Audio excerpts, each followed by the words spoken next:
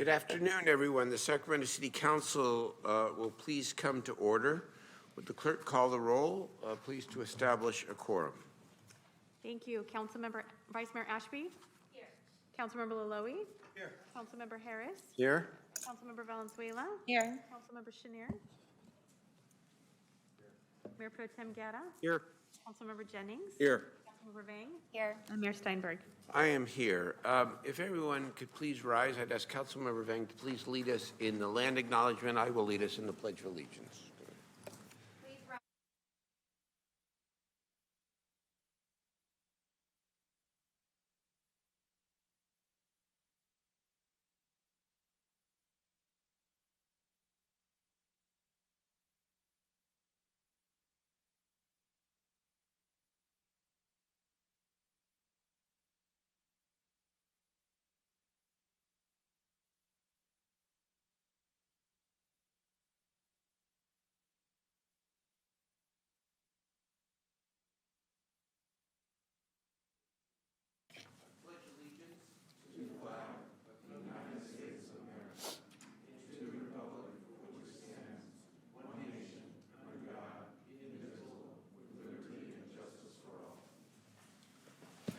Thank you very much.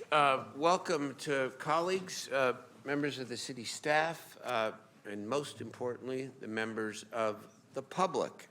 We have one presentation on the agenda, and then without objection, Councilmember Harris and Vice Mayor Ashby have presentations as well. So let us begin with item number one, which is Councilmember Valenzuela. Thank you, Mayor. And I have the distinct honor of presenting a recognition for our 125th anniversary. Yes, I did say that right. 125 years of a business here in my district, W.F. Gormley and Sons. W.F. Gormley and Sons was opened in 1897 by William Francis Gormley, who also served as Sacramento coroner and sheriff. Their 5 generations of the family have worked at and owned this funeral home. In their 125 years, they've had 3 locations, all in District 4, at 9th and J, then at 7th and H, and then their final location at 21st and Capitol, where they have been since 1924. This is Sacramento's oldest independent funeral home. They believe in service to our community, welcome all religions and customs, and to cap off their long history of accomplishments, this year they were honored by the U.S. Small Business Administration Sacramento District Office as the Family-Owned Small Business of the Year. I've only heard wonderful things about you all and your family, and I believe the family would like to come up maybe and say a couple words about this momentous occasion, if you'd like to come up to the microphone. And thank you for choosing to have your business in Sacramento. Thanks for persevering through not just the most recent recession, but many, many, many before that, to continue serving the community. It shows great passion and dedication, and not many businesses make it this long. So if you'd like to say a few words, welcome. Thank you. Yeah. Thank you for having us. I'm Pat Gormley Jr. I'm the 5th generation with my father, Rick Gormley. It's just an honor. Thank you for your service. We've been doing it 125 years, serving all customs, all religions, all people of Sacramento. It's an honor to continue to serve the community and the people here with honor and dignity at such a time of their loss in their lives. So thank you to all, and I think my dad. I just want to also thank you for this wonderful recognition of this 125th anniversary of our business, and we look forward to many, many, many more years serving the Sacramento community. Thank you. We're grateful. Thank you. That's a big accomplishment. And I know Patrick and Rick were hoping to take a quick photo with the council, if that's okay. Of course. Mayor. Thank you. Of course, of course.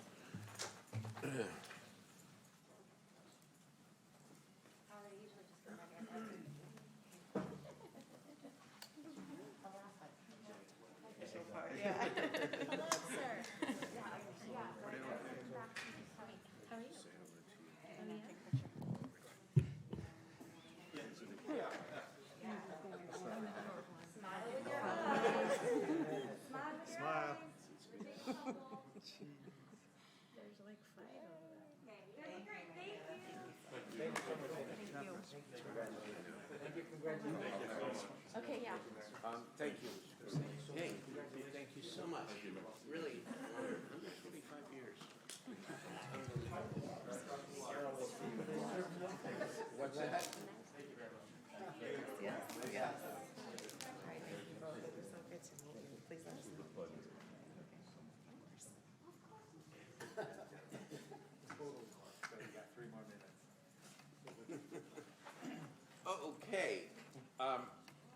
Thank you. Even though not agendized, appropriate for both my colleagues, Vice Mayor Ashby and Councilmember Hurst, in either order that you want, to present your respective resolutions. Thank you, Mayor. I'd like to call attention to the fact that October is Breast Cancer Awareness Month. It's a pretty important deal. You know, most people have been affected by breast cancer, either in your family or a friend, someone you know, or yourself personally. All Be Aware is a nonprofit located in District 3 that works with people who have been afflicted by breast cancer. And I'm pleased to say that Alberta Carson, she was known as Albie, unfortunately she passed away some years ago, but she brought a lot of attention to breast cancer awareness. And as with all cancer, early detection is everything in terms of survivability. So the foundation, I'll Be Aware, helps women access mammograms and treatment and navigate the healthcare system so that they can avail the treatment that they need. So many women have perished because they developed breast cancer and were unaware of it. That's why it's called I'll Be Aware. It's a very important thing. Here's a few facts. 1 in 8 women in the U.S. will be afflicted with breast cancer. 1 out of every 833 men will develop invasive breast cancer. Probably 43,000 people will die this year alone because of breast cancer. It's a pretty serious deal. So Albie grew up in East Sac. She went to St. Mary's School. She went to St. Francis High School. She worked for, I imagine, Perry George Alice at GBC Realtors for 25 years. She loved to help young families get into homes. She was just beloved by her clients and by the community. They ended up living, I think, Doug, correct me if I'm wrong, but I know you live in River Park, and Courtney lives in River Park. I'm not sure about Albie, if you lived with her there. You did. We purchased all in 1976. Nice. So they live in my neighborhood in River Park, which is really special for me. You know, what happened with Albie is she got breast cancer. She survived it. But because she didn't get ongoing treatment, she had a recurrence. And it probably shortened her walk on this world. And it moved Doug to start this foundation because, he realized that there are issues with navigating the healthcare system, and a lot of women can't afford mammograms. And so that is exactly what they do, which is tremendous work for the community in all regards. This is one reason I love this job, because you can bring attention to people who do this kind of work for the community. And I'm very pleased to present this resolution to I'll Be Aware. Just to bring it up, it's an important topic. And I'd like to have Courtney Quinn come up. She's the executive director of I'll Be Aware, and she can tell you a little bit about the work that they do. And then I'd love to present you this resolution from the City Council, recognizing your efforts. Thank you. Just so everyone knows, we represent or we work with individuals in the greater Sacramento area. So you have constituents right now who may be facing breast cancer, who may not even realize they need a screening mammogram, or they may be like myself, a survivor, but still in survivorship and still have needs. And that's who we're here for I'll Be Aware.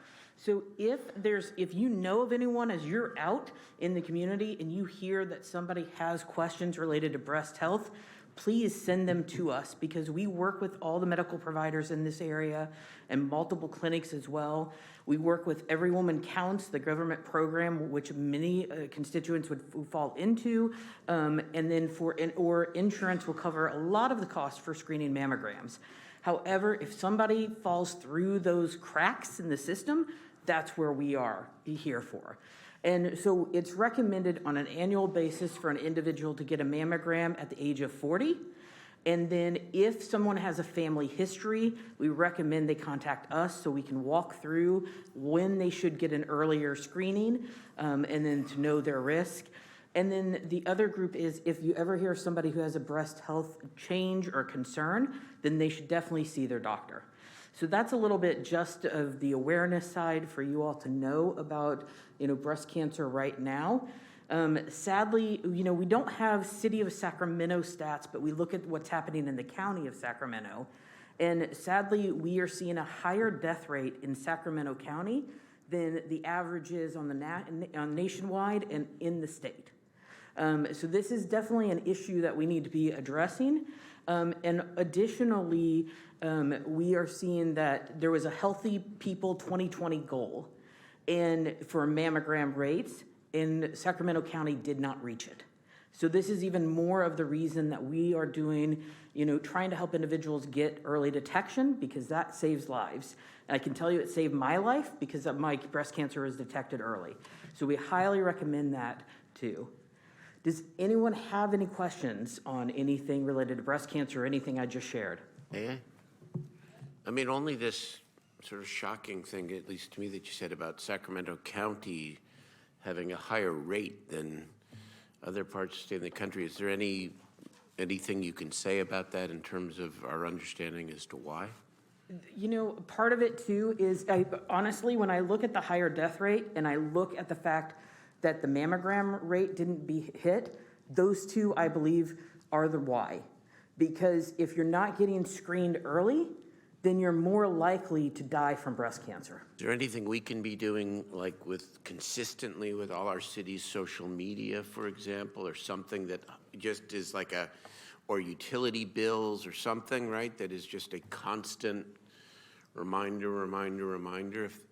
Absolutely, and I mean, that's something I'd love to work with you all on. It's part of why we also asked for the resolution, because this is, again, another awareness point that as you all are going out and sharing this message with your constituents, it's a reminder for someone to get their mammogram. Because we've seen in the United States, more than 9 million individuals skipped their cancer screenings throughout the pandemic. And so it's a very important reminder for us all to be, every time I've been on the news, I've had individuals call and say, I did not realize or I completely forgot I needed to get my mammogram screening. Some of you saw Katie Couric say this also. So these are important reminders for us to be saying out in the community too. So, Mayor, there's a number here that I'm going to go ahead and say it, so they can call I'll Be Aware. Another point that I think is worth bringing up is that African-American women have a 41% higher death rate from breast cancer than Caucasian women. So what that means is they're probably not accessing mammograms. And so that's a big reason why this is so important. So I'll Be Aware is at 916-927-1592. They're there to help. Thank you Take for, a picture if you will. yeah. Thank you all. Please. Would you guys line up? Yes, please. A couple hands raised too. Oh, we do. I'm sorry, Councilmember Valenzuela, then Laloe. Go. Yeah, I wanted to echo the thanks as well for your important work. I mean, I think if you mentioned, we've all known people who've gone through this, and I've known people who've waited because they're scared and they don't know what to do. I've known people who've gotten scary diagnoses and just froze, right, and didn't know what to do. So I just want to commend you for what you're doing. That's just so important to make it so easy and to be there for people as they go through this, so that they know they're not alone and they can get their questions answered. So, there's an echo effect up here. Thank you, Mayor. I just wanted to thank you all so much. Just as I know we've all known people who've gone through this, what you're doing is just so amazing. So thank you. Thank you. Councilmember Laloe and then Jennings, and we'll take. Thank you very much, Mr. Mayor. Just echoing what my colleague just indicated,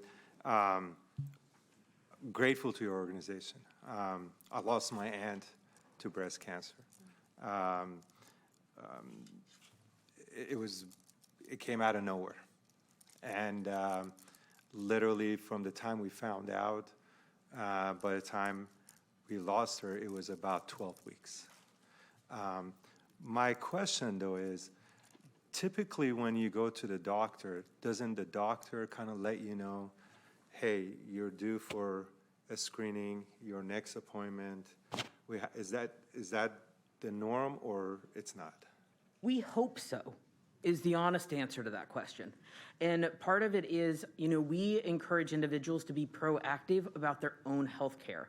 Part of it is, we've seen individuals who have moved, and so they no longer have the same doctor.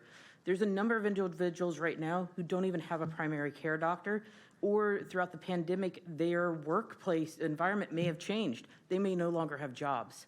And so they may no longer have the same insurance to be able to have that same doctor who would know their records. And that was my second question. Do you think within the Sacramento County, when you said these numbers are so high, is one of the reasons maybe lack of insurance for individuals? Is that playing a role in such a high number? Absolutely. We did some mammograms out in the community, and I literally met a lot of the different individuals who were being screened at our mammogram events, and several of them did not have insurance.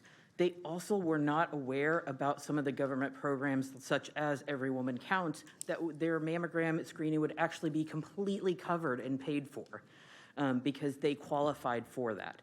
And that's one of the other reasons we exist, is to help those individuals understand it's actually better if someone qualifies for Every Woman Counts to be seen through there in case something would ever come back and they needed further testing or they were diagnosed. They then would be supported through that state program. If it's okay with you, I'd like to get your information from my colleague, Absolutely. Councilmember Harris.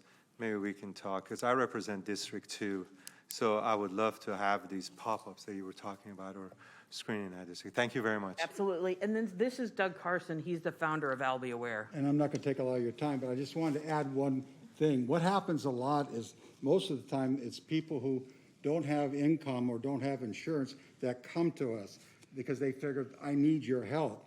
The problem that we find is there are a lot of people that have their means. They have all the financial means that they have, and they also have insurance. So they go to their doctor and they say, well, I don't need I'll Be Aware. The problem is that they do, because sometimes they're not getting the care that they really need. And we have found there's actual examples where they got lost in the system and the cancer got away from them and they got in deep trouble. We lost them. So what we need to make sure is, I don't care how much money you have. I don't care how much insurance you have. You really need to call I'll Be Aware and let this lady help you navigate through the system and get the proper care. Thank you. Councilman Jennings? Thank you, Mayor. I just want to thank you, too, on behalf of the council and especially my family, who has suffered from cancer for many, many years. But I just want to thank you for the work that you're doing. And I also want to give you a couple of cards so that we can work in collaboration with you in order to spread the important work that you're doing and get more people at the table to get the word out to the different districts that may not be getting the word now. So I just want to give you this because you're doing great work, and I know that you can always use a helping hand in expanding that work to do even more. So I just want to thank you personally and look forward to working with you. Thank you. Mayor, I'll be super quick. First of all, nice to see you again. It's with October being Breast Cancer Awareness Month, we've been at a couple of the same venues already this month together. And I just want to say, first of all, I've buried two close friends. I know you know that because of breast cancer. Both, by the way, were under the age of 45. So, and had little kids that they left behind in Natomas. And I've been a part of a group of moms who's dealt with the aftermath of that for a couple of families. One thing that happens to women, especially when they're having kids, is they have two sets of doctors, OBGYNs and general practice. And there can be things that happen where the general practice thinks the OBGYN's taking care of it, and the OBGYN thinks the general practice is taking care of it, and it's not happening for them in either regard. So I think this awareness issue is really important. And to me, one of the most important things I heard tonight is, Mayor, I love the idea of every October, the city of Sacramento including in their bill or water bill or whatever, just a reminder, hey, it's October Breast Cancer Awareness Month,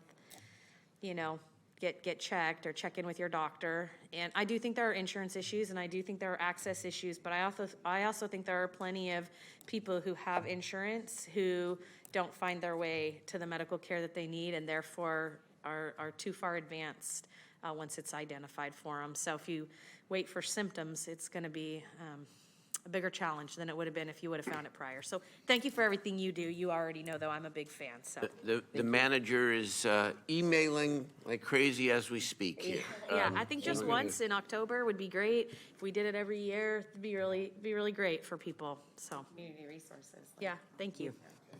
One last thing, colleagues. This is a nonprofit foundation.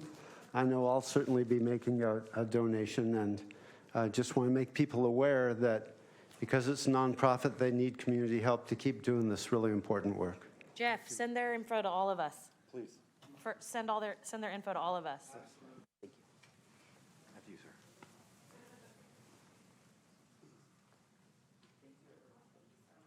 Good work, thank you. Thank you for your work.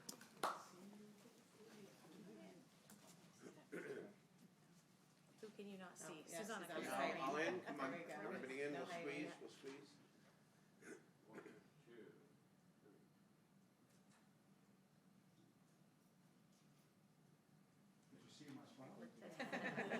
You smile with the eyes, that's only the eyes. Thank you. Thank you, guys. We appreciate you. Thank you. Thank you very much. Very, very important. Thank you, Councilmember Harris. Last but not least, a special presentation by Vice Mayor Ashby. Yeah, thank you, Mayor. This is just straight bragging rights. So, thank you for indulging me, colleagues. I want to call a couple people forward. So, Ms. Dozier and Ms. Weichert, would you come up? And Ms. Archuleta, would you come up as well, too? So, and bring your crew if you'd like. Just come on forward to the podium. Mayor, this is Jamboree Housing and, of course, our own SHRA. And as you know, this week, it's Tuesday, last week, we opened the Vista Nueva, which is the homeless conversion project from the Staybridge Suites, using Project Home Key funds, some City of Sac funds, whatever funds we could find, some funds that Lachelle probably grew on a tree somewhere, whatever we could find. We put it all together, and we were able to open that facility in really record time once we identified it, found it, and gained control of it. 116 rooms, Mayor, and the first 20 families have moved in. And at the groundbreaking, or not groundbreaking, I'm sorry, at the ribbon cutting, there were a couple of moms there. One mom came up to me and thanked me, and she's not now, but she was last week sleeping in her car with her 7-year-old daughter. But that night they moved in, and I got to actually tour the facility with her, which was really special. And I wanted to come and tell you guys, this was really nice. Kendra and the folks over there at the Housing Alliance, they do, their awards ceremony, Sac Regional Affordable Housing Summit every year. And this project was nominated for Housing Project of the Year, and it won. So we literally opened the doors one day, and the very next day collected this award. But I think it's so well deserved because you guys fought so hard, and I'm really honored to just have been a part of it and to stand in that space. It's beautiful, by the way. It's spectacular. It was already a nice hotel, so this isn't like a rundown project.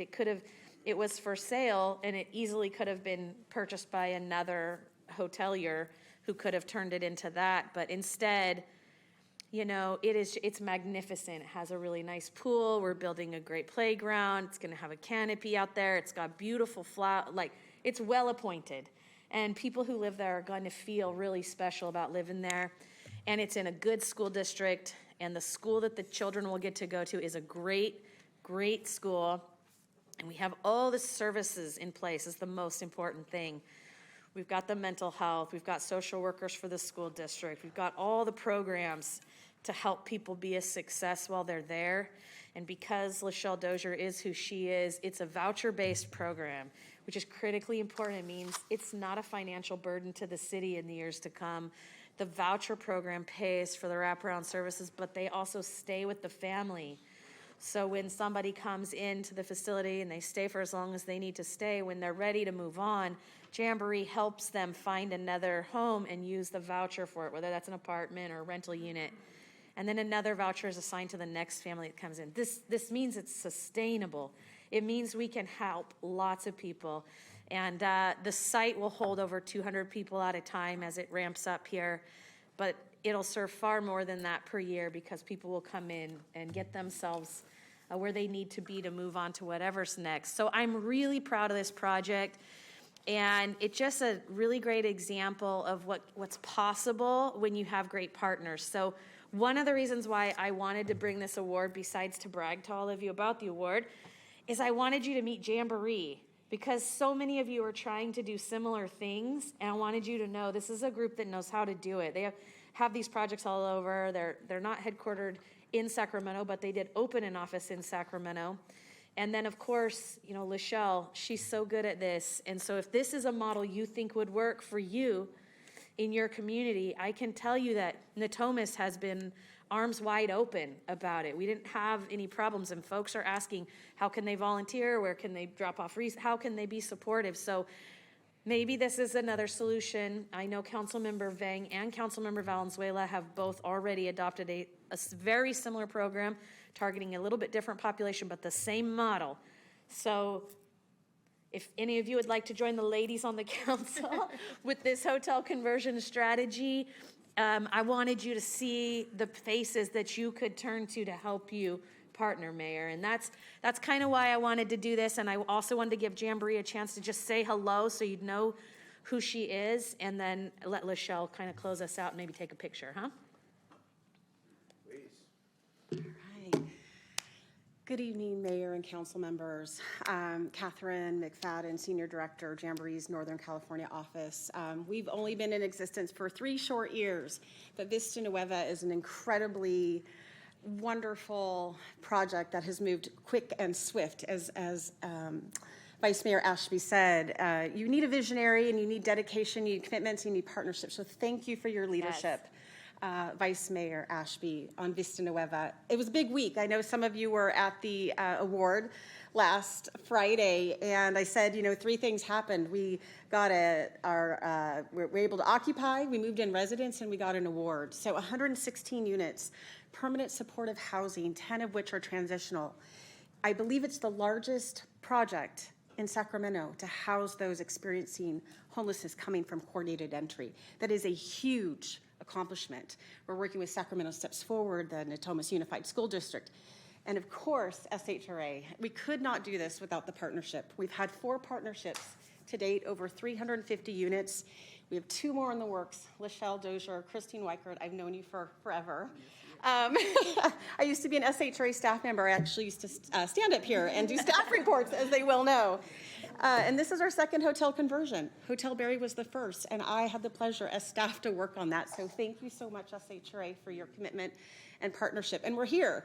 Jamboree is doing hotel conversions all over the state. We have had a lot of lessons learned, best practices. So please reach out.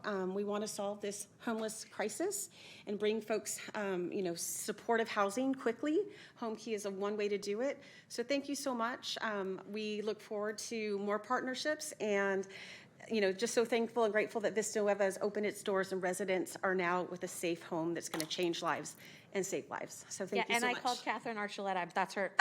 I'm sorry, McFadden. I just got her that name mixed is up with okay. her, No the worries. other No Jamboree worries. leadership. Yes. Go thank ahead, you. Lachelle.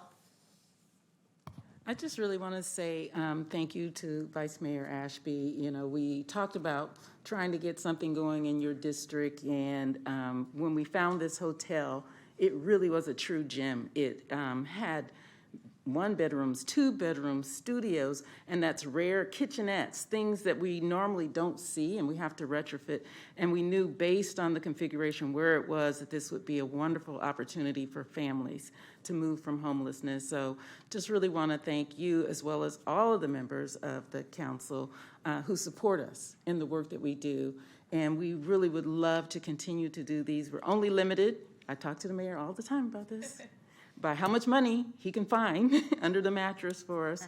So as you continue to think about the housing situation and the crisis we have with homelessness, Project Home Key still has millions and millions of dollars available in this next round coming up.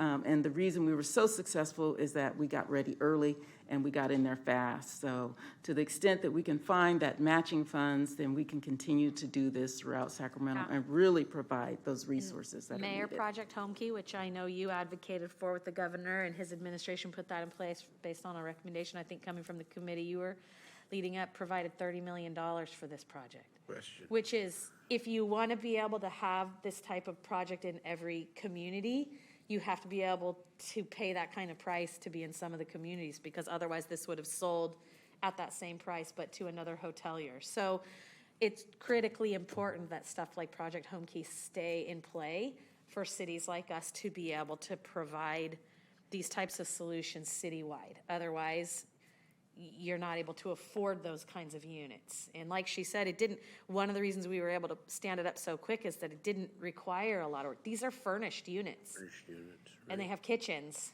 and really nice beds and really nice things. And it's because it's a new location, and that's what we paid for, right? So it's really helpful, and I'm so proud of it, and I'm really proud of this council. We talked about this at the opening. It was a unanimous vote, very supportive, so we did this together. It happens to be in North Natomas. It's in District 1 for about 2 more weeks or however long we have, and then it becomes District 3 because of the new lines. So we're one city, and when we build this stuff, we have to look out for it together, and I'm just really proud to be on the council that opened this kind of project, and folks around the state are actually pointing back to it now because it's the way to go. It adds an extra layer of partnership that other projects don't have with that school district. And, school district waived their fees for this project. They had a meeting and they waived hundreds of thousands of dollars in fees to be a good partner, and then assigned a social worker just to this site, and then preempted, chose a school site that this would be the site that the kids would go to, and then created a system that the kids that are in this program would have to get the additional help and support services they need, which is why I'm so proud of Natomas Unified.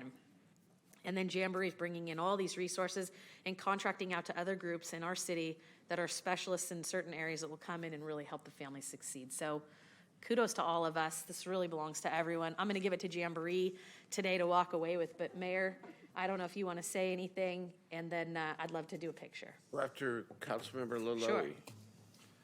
Thank you, Mr. Mayor. I had the pleasure of being Yeah, there at thanks the for grand being opening. there. So truly, congratulations to Jamboree and SHRA. I mean, hearing about it, visualizing it is one thing, but actually walking through those doors, going to those rooms, it was phenomenal. I mean, these are great rooms with, especially I love the backpacks that were set on the counters for the kids. I mean, everything was done with a class act. So grateful to you guys. And of course, Vice Mayor Ashby. Thank you. I can't say enough about you. Truly, truly your leadership is second to none, especially when it comes to women and children. You have been a big, you've been a big speaker about this community, and you have followed through. And what I truly enjoy and I'm trying to learn from you is how you bring all the pieces together, and then the school says, not a problem, I'm going to write you a check for this much. And then the mayor says, not, and so that's a talent that you possess. So it's an absolute honor to have you as my colleague. And again, thank you so much for what you've done with that building. Grateful. Thanks, Sean. Well, let me just conclude briefly by saying congratulations. I mean, really, it is a fantastic achievement. Vice Mayor Ashby, thank you for taking the mantle here. We put out this challenge.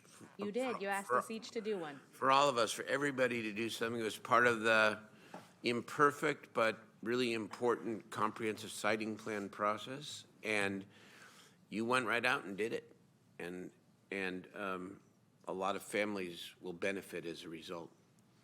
Michelle and your team, obviously, and Jamboree, thank you. This is what it takes. It's a dynamic process here to make something like this happen. Political leadership, public sector expertise, nonprofit and private sector expertise. And it is You know, does illustrate the anomaly of the times we're living in, around homelessness especially. You know, I say it often, but got a mic, so I got to say it again. City and county, we've gotten 17,000 people from unsheltered status to being housed since 2017. I mean, we really should be having a parade, and I'm glad you had a press conference because this needs to be celebrated. I wish I had been there. I was in San Diego and could not be. But and then at the same time, the problem is growing worse. So what does that mean? It means we have to continue to elevate our efforts. And it also means there are a lot of people hurting out there. There's a lot of systemic poverty. People living on the edge who are housed just one step away from crossing over the edge, including working people, obviously women with children and families with children. This project is life-saving. It's essential. And we can't do it alone. We say it all the time.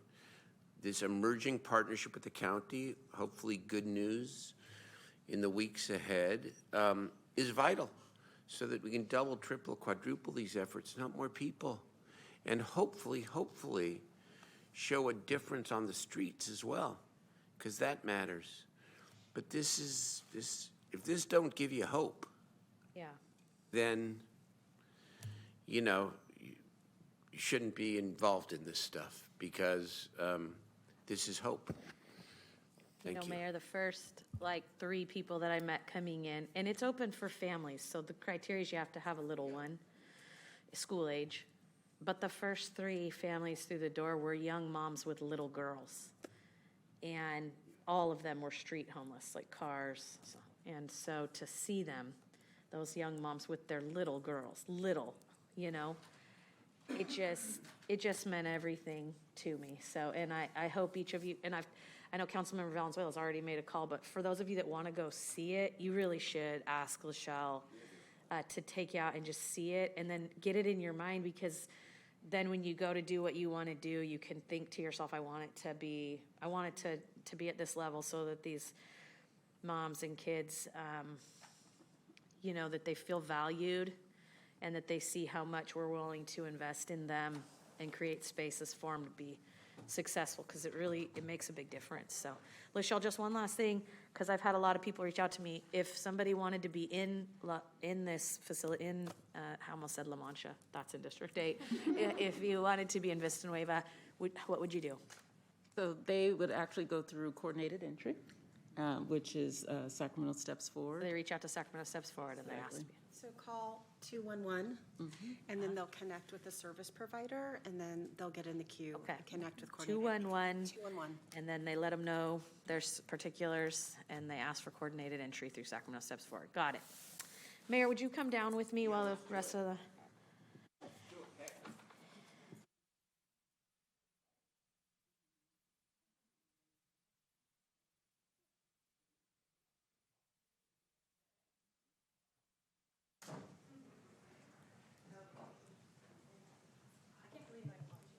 Oh, it's okay. That's in my head, too, the whole time. I was like,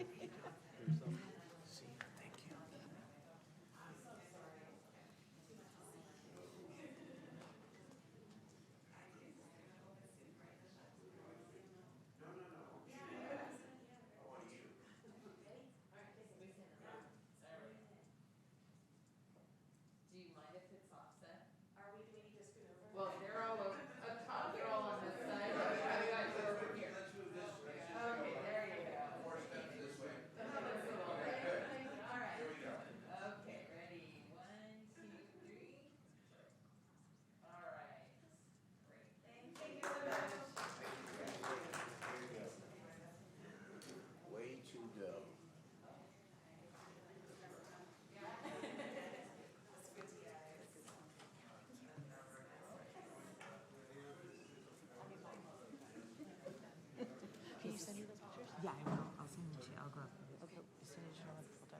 All right, members, thank you. Very important to recognize good things and educate about important causes. Okay, let us now go to the consent calendar. Are there any items that members would like to be discussed separately or taken up for a vote separately? Councilmember Valenzuela. Yes, I'd like to pull item number 7 for discussion. Discussion and a separate Yeah, vote? please. Okay, good. Is there a motion on consent I'll move items the consent 1 calendar through 6? without item 7. Good, thank you. Moved and seconded. Is there public testimony on the broader consent calendar other than item 7? I do have one on item 2, the ones online. I don't have any online. So on item 2, Macworthy.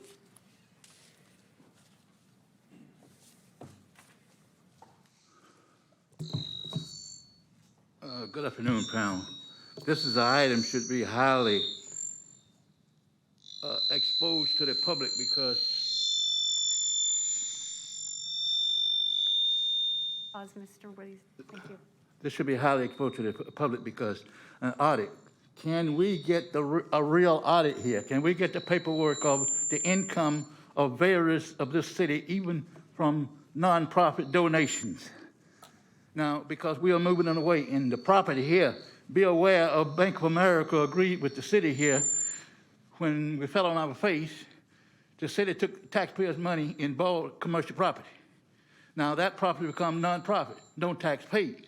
Now, face value, jobless gain of property. Now, you got now that it's increased at 1% face value, and that's a lie.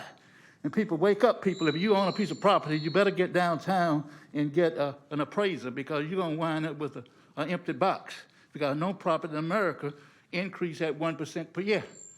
This is the way the city bringing in income and pimping you all. And I'd like to see that income come in. And also from housing, where you are inspection, we'd like to see that because I got a rock to grind about on 2nd Avenue that you are charging, and it's no rent property. Both tenants is my wife and daughter, which you can go to the records because you got stupid people here in this administration and punch and see who's on that deed. So we're going to request a hearing on it, and we want the reimbursement where our grandson paid for the property and it wasn't rented out. And what was rented out when my mother-in-law was living, and the will come to my daughter, and we didn't know about it. We could have waited and skipped a generation, and we paid $1,800. People, you got low education in this town, so wake up, people, because the board is coming. Thank you for your comments. And I have one person online. James Allison, are you speaking on consent item 1 through 6? Apologies, item number 7. Thank you. Mayor, I have no more speakers. All right, thank you. Let's call the roll on consent items 1 through 6, please. Vice Mayor Ashby? Yes. Councilmember Laloe? Aye. Councilmember Harris? Aye. Councilmember Valenzuela? Yes. Councilmember Chenier? Aye. Mayor Pro Tem Guerra? Aye. Councilmember Jennings? Yes. Councilmember Vang? Yes. And Mayor Steinberg? Yes, that passes 9-0. Item 7, Councilmember Valenzuela. Thank you, Mayor and colleagues. Appreciate the discussion here tonight. I will say our office is pretty acutely aware of concerns regarding encampments near schools, as we have been for a while. I actually don't live that far from some of the camps that are on 29th Street. I drive by them every day. I hear from residents every day in my neighborhood about the challenges regarding this issue. And while we wait on services or shelter, we need to really address the issue. Our office actually picked up an idea from some residents. It was a concept called Yellow Brick Road. And the idea was that we would pick a route to school, or during the hours where kids were commuting to school, we would work with the encampments to keep it clear. It was something we felt like we could do. It's actually something that parent volunteers are already doing on the south side of G Street, which is one of the routes that kids in my district are getting to Sutter Middle, and it seems to be working well. And I will say that when we brought this up several months ago, we were actually told no. Even though we now understand that pre-K and daycare, which were already included in critical infrastructure, are within 500 feet of at least a couple of these underpasses. So I have to say that I am a little bit frustrated that that idea got tabled, but this idea is coming to us without any log item, without any discussion, because I felt like that idea had merit. So from a policy perspective, I'll say I don't really have an issue. I don't have an issue with adding K-12 schools. I get the justification. I'm actually kind of surprised that they weren't already there, since we do have pre-K and daycare and higher ed already in there. I guess my issue is more in terms of process and impact. You know, I think that we haven't actually done any analysis of what service sites might be within this 500-foot buffer. There is at least one site, which is a camping site at 12th and C, that's in my district. It is within 500 feet of a school. It is not permitted, it is not run by anybody, but it has also not had any issues. So it hasn't come up on our radar in terms of like, hey, we need to shut this down, because a couple dozen folks have been living there quite successfully now for almost 2 years. So I'm worried, for instance, that this ordinance would shut down sites like that, which would really run counter to our goals of making sure that we're providing as much space as we can for people to be getting the help that they need. And I will also just say that part of what is frustrating me is that this item is being billed as something that would have addressed a really terrible incident that happened near Settlement a couple years ago that you probably read about, where an individual was acting inappropriately towards students and vehicles in the area.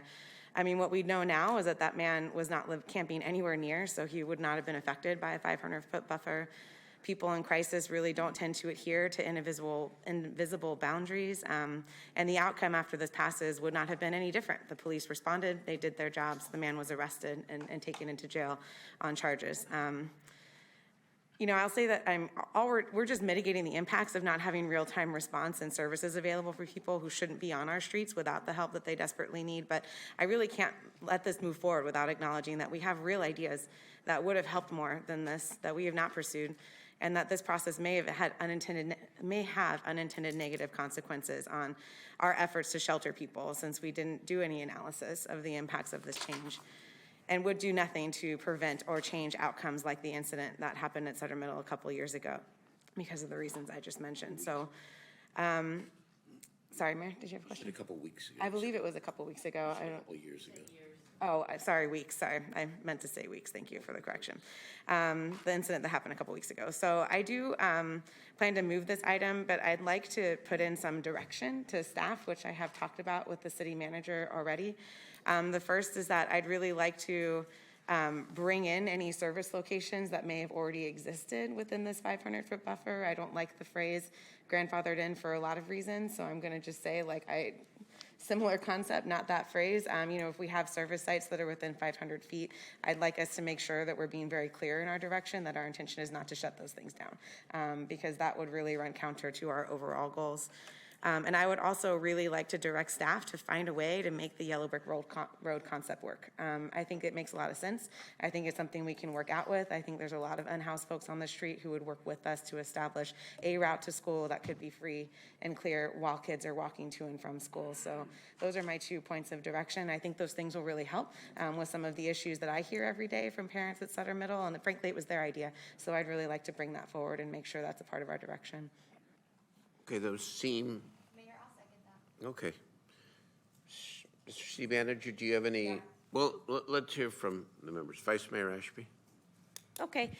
Thank you, Mayor, and respectfully disagree with my colleague, Councilmember Valenzuela. I asked for this to come on and be added to the critical infrastructure list. Critical infrastructure list, by the way, has already been being reviewed by the city manager and his staff for some period of time. There have been discussions around what might need to be included and whether or not everything in it is the right, infrastructure. And I did not ask to add schools because of one incident. So this isn't about one person. It's not about one school site. It's not about one incident. This is about kids being safe at school, and it's about schools being a priority to this city. We have a critical infrastructure list that doesn't include schools. Let me tell you some of the things it does include, and thusly are prioritized above children. Light rail stations, canals, roads, highways. Those things are not more important than schools where our kids are. And so to me, I'm actually disappointed that schools weren't already on there. I know it was discussed, and there were some things that folks at the dais wanted to work through. I think that enough time has been spent on whatever needed to be worked through there. There isn't really anything more important than keeping kids safe. And kids in our schools already have so much to deal with. They're dealing with coming off of a pandemic. I have kids that are this age, and some of you on this dais do too. It's hard for kids to go to school right now. Every time somebody in their class gets sick, there are protocols, there are parents having to take time off. I know Councilmember Guerra, myself, we've always trying to balance who's gonna watch the kids if something happens. In addition to dealing with a pandemic, these kids are trying to catch up socially and emotionally and academically. And then we have the other epidemic across our country of gun violence. How many things do our kids need to be worried about at school? And how many things do parents need to be worried about when they take their kids to school? And respectfully, I do not like the Golden Brick Road program, because the Golden Brick Road program says we'll create one route that will be safe for kids to get to each school. And if you're a parent who doesn't happen to live on that route, you gotta walk your kid around to that route. How unfair is that? We're gonna choose a street, and this is the street we'll make safe, but the other streets, we didn't choose you, kids. I'm sorry, no. 500 feet is not a long distance. It's very short. And if, as the city of Sacramento, with 500,000 people and the capital of California, we can't protect kids, and worse, we can't even prioritize them for 500 feet around their school, what are we doing? Some of you have a whole ballot initiative out there to provide millions of dollars for kids. Good for you, that's great. They need to be safe. That's primary. And then we can get them music and after-school programs and sports fields. But what if they're not even safe there? Then why would we even talk about it? So today, to me, this is a very simple vote.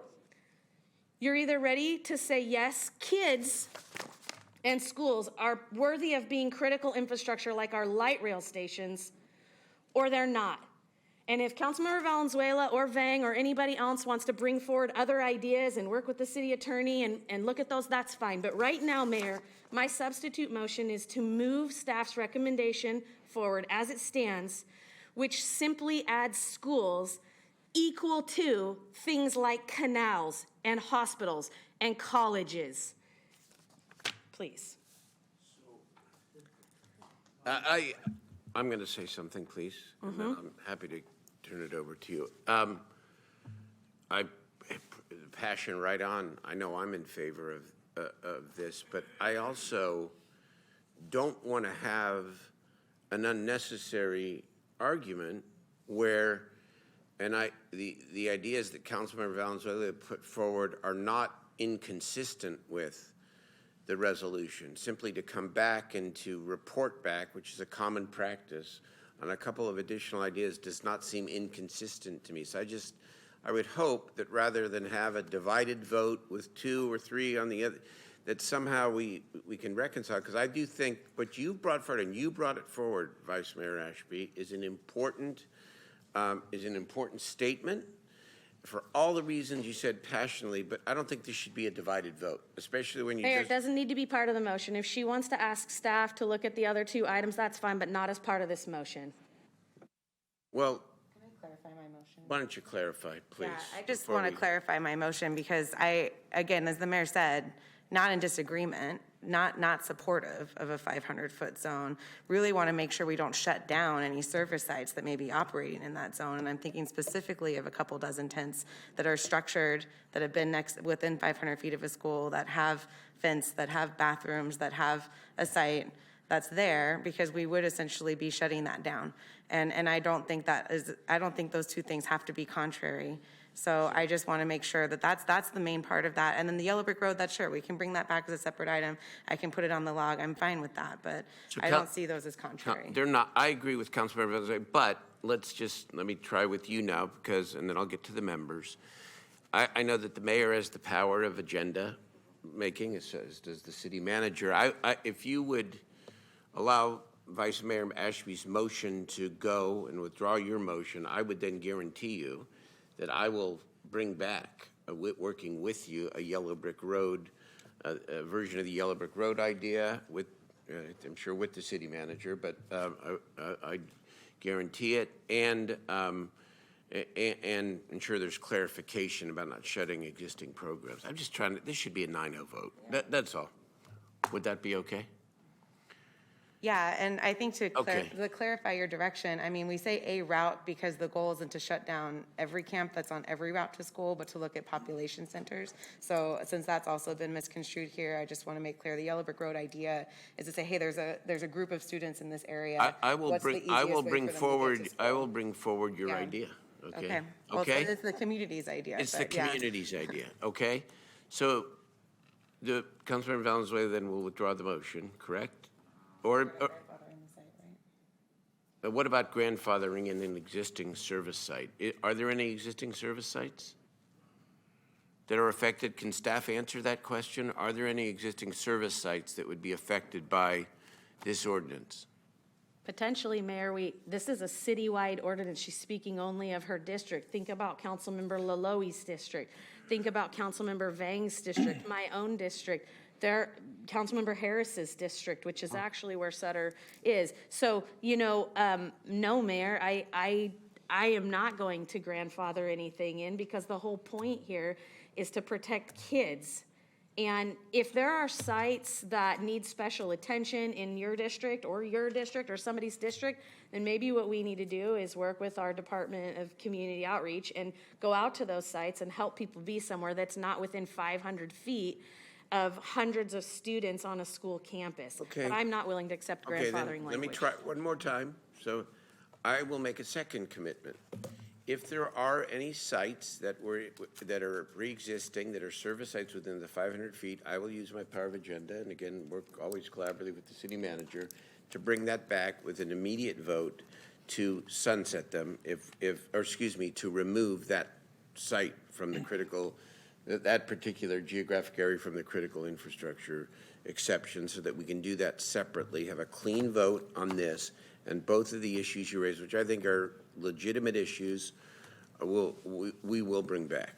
I guess I just want to make clear, because my words keep getting twisted here, and so I want to make super clear. I'm not talking about every encampment that exists within 500 feet being allowed to stay. I'm talking about structured sites where they're set up to provide temporary shelter for people that are still living outdoors.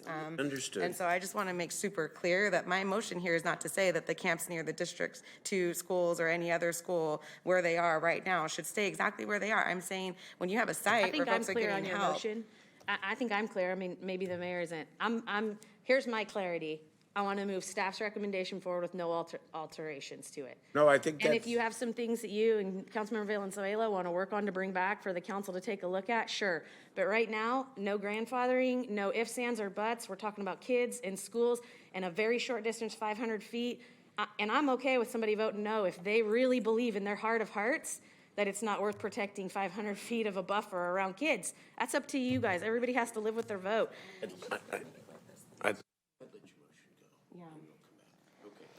I mean, I'm really uncomfortable with the way my intention continues to be misrepresented. And so I am happy to drop my motion with the commitments that the mayor has made. My goal here was only to try to marry what you were trying to do with some real life situations that are happening in my district. And if that's not amenable to the vice mayor, then I'm happy to support her motion and drop my motion Okay. with the commitments you've made here tonight. Yes, very- It's unfortunate, but happy to have a more nuanced conversation at a different time. we'll find a way to make sure that all the important ideas are heard in a timely manner. I make that commitment. Councilmember Harris, were you next, and then Councilmember Laloe. So there's one motion on the floor, and that is Vice Mayor Ashby's. I second the vice mayor's motion. That's seconded, okay. But I have comments. Yes, of course. Yeah, so, we passed a sidewalk ordinance so that we could have safe routes to school. We are in the process of going through and encountering the people under underpasses, near schools. Kids do not need one safe road to school. They need all roads to school to be safe. Every single road in the city should be safe for children to be a pedestrian or a cyclist to be able to get to school. The reason that we passed the critical infrastructure ordinance is because there are certain areas that must be protected from the effects of homeless encampments. Schools certainly are among these, and I absolutely agree with everything that the Vice Mayor said. This is very simple. It's a no-brainer. It's the reason we passed the sidewalk ordinance, which was really the precursor to this, is to create safety for our young students. That's the point, and we need to do that. That doesn't mean that we're going to be moving homeless campers en masse, but there are areas that simply must be protected, and this is a way to describe some geography that should be protected, and we should pass this ordinance as is, no ifs, ands, or buts. So I second the motion. There's one motion and a second. I have Councilmember Laloe. We do have public testimony. I don't know if you want to. You want to wait, sir? Sure. Okay. Let's hear from the public. Thank you. I have 10 people online that want to speak on this item. The first is James Allison. Good evening, Mayor, council members, and city staff. This is James Allison calling on behalf of the Midtown Association. Thank you for allowing me to speak on this item today. Midtown Association is a property-based improvement district that represents over 1,200 properties in the central city. Our mission is to make Midtown the center for culture, creativity, and vibrancy in Sacramento's urban core. I'm calling to express Midtown's support for the inclusion of K-12 school facilities in the critical infrastructure ordinance passed last year. As we have shared before, the homelessness crisis is the #1 priority for our businesses and property owners. It is without question that we must do everything possible to address the root causes of chronic homelessness with proper case management, behavioral and mental health support, and a safe place for individuals to be. We must also do everything in our power to create a safe and welcoming environment, especially for our youth. It is not the intent of this ordinance to criminalize behavior, but instead to preserve necessary access to places critical to the continued well-being of our community. It would simply designate schools as what we know them to already be, critical. This council has demonstrated that actions like this can be taken while ensuring empathy and considerations for those experiencing homelessness. Midtown Association urges you to adopt this ordinance and take this step for Sacramento students. Thank you for your comments. Our next speaker is Raul Huerta. Good evening. Thank you for allowing me to speak. I'm calling on behalf of South Natomas United, a neighborhood association in South Natomas, to support the resolution and especially the inclusion of K-12 schools and the surrounding 500 feet to the list of city critical infrastructure. You know, speaking of real life situations, for months, the community surrounding Garden Valley Elementary School has been struggling with garbage and debris, drug paraphernalia, live ammunition, that's all resulting from the homeless encampments on city-owned vacant lots directly in front of the elementary school, just within feet of our elementary school. You have all been receiving emails with photos of what I'm describing, so I'm sure that you know what I'm talking about. Our children have had to navigate all of this daily. And for weeks now, parents and neighbors have been volunteering to clean up the area surrounding these encampments, working in collaboration with the city's community outreach team so that our children can walk to school safely. But despite these efforts, the encampments continue to be a health and safety issue for the community, and especially for our children. Some of these individuals have exposed themselves during the daytime. Fights have occurred between them, fires have been started, and police have had to respond on more than one occasion. We keep hearing that we need to be compassionate about these homeless individuals, but I ask all of you, where is the compassion for our children? Many as young as 4 years old who attend Garden Valley Elementary School and have to navigate all of this. So again, I applaud Vice Mayor Ashby for bringing this resolution and hope that the city will finally do something to protect our children and adopt this resolution. Thank you. Thank you for your comments. Our next speaker is For a Better Sacramento. Yes, my name is John Morales. I support safe zones around schools and preschools. The encampments adjacent to schools and preschools are lawless zones that go unmonitored and unmanaged by the city. There are at least 12 schools and preschools in the Midtown, Downtown, and East Sac neighborhoods that are within 500 feet of encampments. All you have to do is search Google Maps. It's very irresponsible for the city to allow encampments near schools. Every day on Facebook, Nextdoor, and Twitter, I routinely see encampments that have caught fire because propane tanks have blown up and caused fires. There are shootings and stabbings at encampments. Just watch the news. Preschool kids don't have to be around this.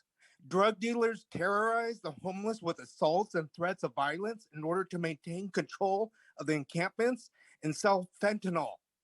Drug dealers set up sex trafficking at encampments and theft networks.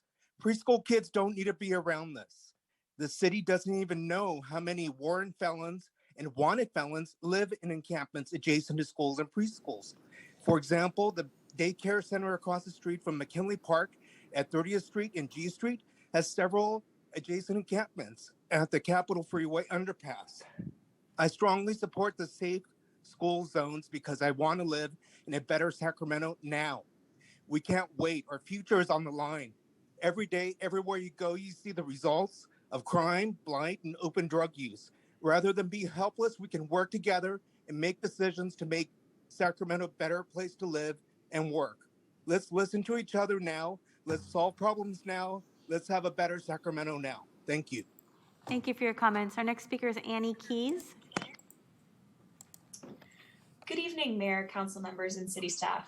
This is Annie Keys calling in on behalf of the Downtown Sacramento Partnership and the 66 blocks we represent within the urban core. I'm calling in to express Downtown Partnership's support for the resolution updating the critical infrastructure list. Among the business and property owners we represent in our district, the homelessness crisis is the #1 priority. As part of the larger urban core, downtown Sacramento feels the reverberation of incidents in which our vulnerable population feels unsafe and supports the actions by the council intending to mitigate these incidents.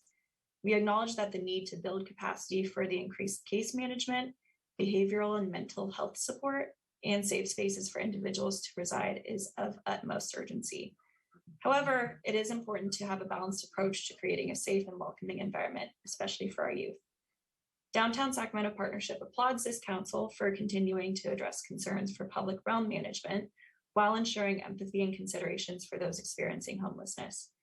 Downtown Sacramento Partnership continues to stand ready as a partner and appreciates the opportunity to comment this evening. Thank you.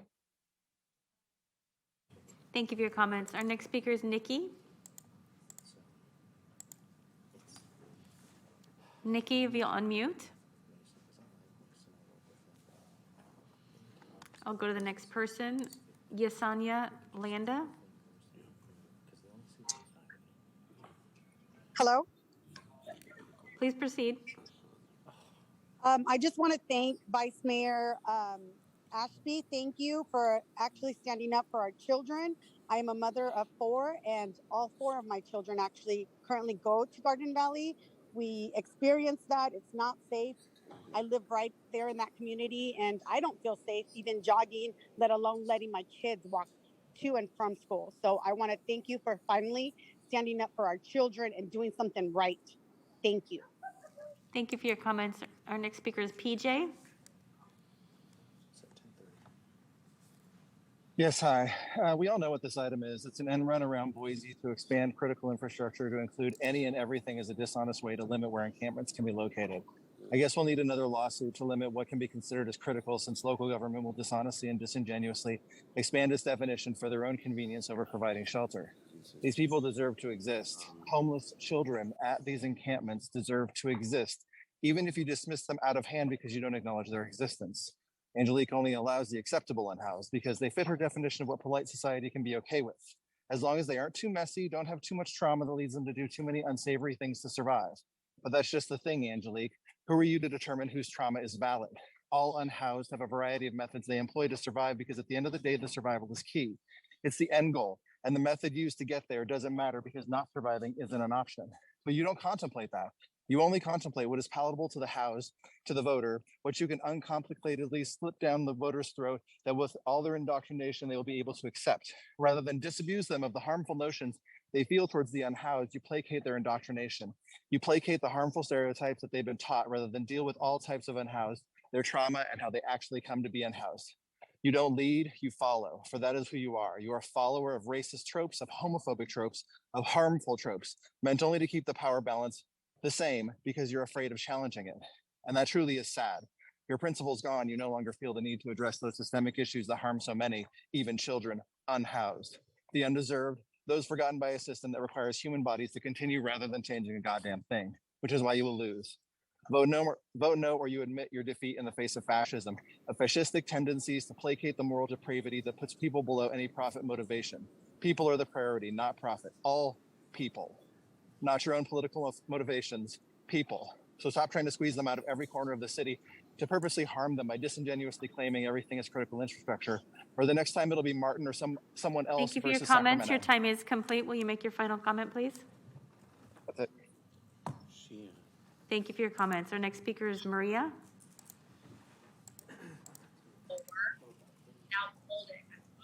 Hello. Maria, it's your time to present to the council. Good afternoon, council. I am a school site council member for my elementary, where I have 4 children that go to school. And I just want to thank Vice Mayor Ashby and finally our council member, Jeff Harris, for putting our children of Garden Valley on their radar. We have tried to reach out to Council Member Harris about not putting any homeless anything in front of our school. I said it and I've always asked, I'm very vocal about it. Why would anybody want to normalize these people's hardships in front of an elementary when it's already hard? I completely agree with Vice Mayor Ashby.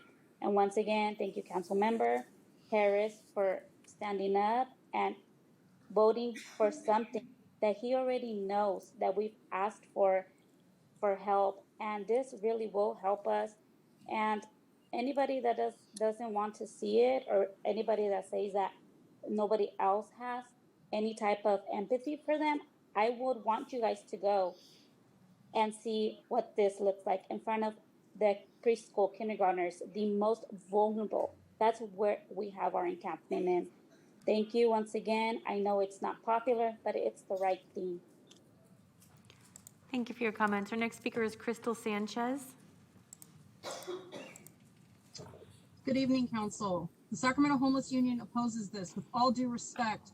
When are we going to actually work on solutions for the unhoused to end homelessness versus the segregation, social cleansing, and recycling of people block to block? Where do they go? We don't have housing. We don't have shelter. We don't have services. It takes over 1.5 years to get in rehabilitation, if you didn't know that. What we do have is a sidewalk ban, a sit-lie ban, an anti-camping ban, and an infrastructure ban, which, according to our lawsuit, includes the following. Government buildings, fire stations, police stations, jails, courthouses, hospital structures such as antennas, bridges, roads, train tracks, drainage systems, levees, other systems such as computer networks, public utilities, electrical wires, natural gas pipes, telecommunication centers, and water sources. Also, it includes vehicular or pedestrian entrances of critical infrastructure. It also prevents people from being in flood and fireland areas. Where are they supposed to go? We can continue to circumvent Martin versus Boise, or we can actually come up with some real-time solutions before we continue to put the cart before the horse. They are exempt from everywhere, and where they are not exempt from, we have community members and businesses placing boulders and high-pitched sirens and making people's lives miserable. It's cruel and unusual punishment under the 8th Amendment. We have kids that are in these tents that go to these schools, and they seem to be dismissed. And we need you to stop circumventing Martin versus Boise and really do something to address the issues. Millions of dollars have been funneled into the city council, and we yet on the ground haven't anything to see with this. It is so frustrating to see people every single day get on lists that we cannot get into housing or into these services. No, people do not need to be exposing themselves near schools, but we also don't need to be moving entire encampments when there's nowhere for them to go. Thank you. Thank you for your comments. Nikki, would you like to speak on this item? Kathleen Williams is our final speaker on this item. Sure, I can speak. Thank you, Nikki. Please proceed. Sure, thank you. I have to agree with Crystal and some others, and Angelique, I think you know this, that we've been trying to work on real solutions to housing instability for a long time. that we're watching families become homeless every day in this city, that y'all have perpetuated that crisis by doing things like destroying the inclusionary housing ordinance, which you did in partnership with Mayor Johnson and Daniel Conway years ago, so on and so forth. There's been real efforts to house people that have been totally derailed by this council, that have been ignored by it, and that have not gotten the privileged agendizement that these outcries that are, truly fabricated and statewide. It's not even new. It's not even original. Are going forward with. If we had these incidents all the time, these incidents of lack of safety and this call for accountability. I mean, look, we have the same incidents of safety and call for accountability with the police, but that shit ain't getting agendized every week. Y'all are using your privilege and power to pit vulnerable communities against each other. Young people, students are living outside. 1 in 10 students across multiple school districts in Sacramento County are experiencing homelessness. This is a false dichotomy, Angelique. I think you know that. I think your attempt to assert this strong position has to do with election race positionality. I think it has. Y'all are waiting for Measure O to pass. How superfluous is this ordinance if Measure O passes? You'll have every right to sweep everywhere. So what is this even about except some kind of pre-election rallying of the guard in your favor? Like, this is disingenuous as fuck. People deserve to live the same way people deserve to walk. And you have never recognized that for vulnerable populations that deserve to live. Thank you for your comments. Your time is complete. We make your final comment. Sure, Angelique, call me up. Make a meeting. Thank you for your comments. Our final speaker is Kathleen Williams.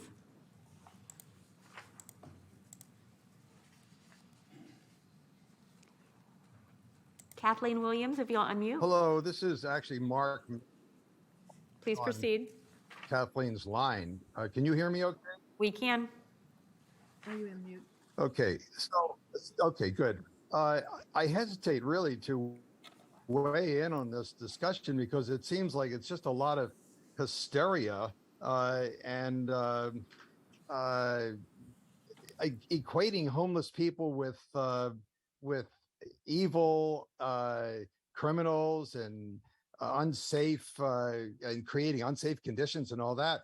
But actually, I looked at the ordinance. The ordinance itself talks about 25 feet from critical infrastructure. And that's questionable right there, because if you define critical infrastructure to include power lines, and you can't be 25 feet from a power line, then you can't be anywhere in the city. Don't see any the distance from critical infrastructure to be 500 feet. And how is a school more critical than all the things you've actually listed? And how can the justification for defining things as critical infrastructure is that their damage, their destruction would endanger the health and safety? Well, we're not talking about damage and destruction here. It's a perversion of the approach that you tried to use to create critical infrastructure in the first place. So I just think this is a ridiculous discussion, and it makes no sense at all. I agree with what Nikki said. This is just some kind of political grandstanding. So anyway, I guess this is one of the situations where the courts are going to have to weigh in. So good night. Thank you. Thank you for your comments. Mayor, I have no more speakers. All right, thank you to the members of the public. Councilmember Laloe, you're up. Thank you very much, Ms. Murray. I've heard from both sides, and I definitely agree with Vice Mayor. And it's hard to have one recipe for the entire city. What you see in downtown is completely different from what you see in District 2. I love this yellow brick wall idea. However, in a district that you have both parents working, possibly 2 jobs where the kids have to walk to school by themselves, I don't know how it's going to be effective in those situations. And really, I think it's time, once again, here we go. If there is a disagreement with the far left, you're either a racist, a homophobic, or a fascist. But the fact that we have districts of black and brown that have been literally hit extremely hard by the unhoused, and let me be very specific. Within the unhoused community, you have some really good individuals that just need a little help. But within the same community, you have criminals, you have pedophiles, you have addicts, and you have individuals that are mentally challenged. So when it comes to school, I think the least we can do, especially in communities of black and brown, to make sure those kids are safe. And if we look at our policies, especially when it comes to districts like District 2, we have some questionable policies that are borderline racist, actually. When we see the unhoused population increasing in certain districts, and then we see in certain districts that's decreasing. So the question becomes, what is it that we're saying out here when it comes to communities of black and brown? Because we're definitely not paying attention to those communities. There's one respite center in the entire city, and that's in District 2. A district that's 95% black and brown. A district that the last 2 months has seen a massive increase in the unhoused population. So I just wish that we could all sit around the round table and have a discussion rather than trying to fulfill or get brownie points with our base or, you know, people that kind of are big on social media. This is a major, major issue. And my district, District 2, is suffering tremendously. It's really sad when I have parents calling me going, can you tell us if it's safe to go trick-or-treating this Halloween? Can you guarantee us? Are we going to have more presence of police department? Our message has to be, one, this is an issue, but it's not a one shoe, fits all. Districts like District 2 are literally becoming unlivable because of the issues. There's almost zero support from the police department. Our DCR is just, they don't have enough manpower. So we're kind of left the residents and we're telling them deal with it. And I just don't think that's fair. And yes, I do agree that if we cannot have our schools as a safe area for the kids, then what are we doing up here? So, thank you. Call the roll of the motion, please. Vice Mayor Ashby? Yes. Councilmember Laloe? Aye. Councilmember Harris? Aye. Councilmember Valenzuela? Yes. Councilmember Chenier? Aye. Mayor Pro Tem Guerra? Aye. Councilmember Jennings? Yes. Councilmember Fang? Yes. And Mayor Steinberg? Yes. All right, let's move on. 9-0. Okay, we move on to the discussion items. We have no discussion items. We have no discussion items, so thus we dispense with the discussion items.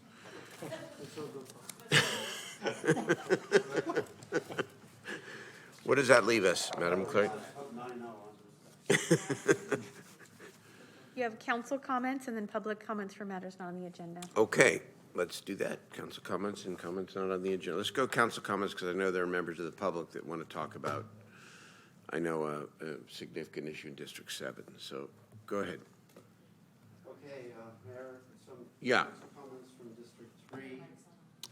Turn on your mic there, please. Thank you. Okay, comments from District 3.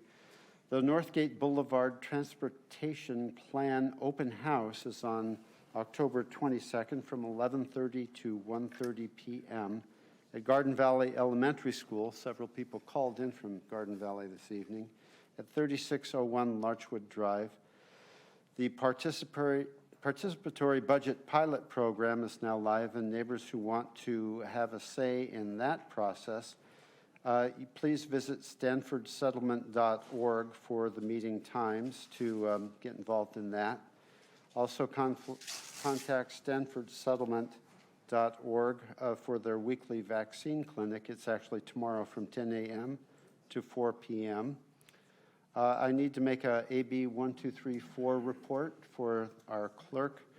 I recently attended the APTA conference in Seattle with RT colleagues to talk about transportation possibilities and ideas. It was really good. I got to ride light rail and ferries up there. And there were some really fantastic speakers, including our own Henry Lee. And lastly, we are sponsoring our second annual Dia de los Muertos celebration on October 30th in Northgate. It's going to be quite a fun event. It goes from 12 noon till 6 p.m.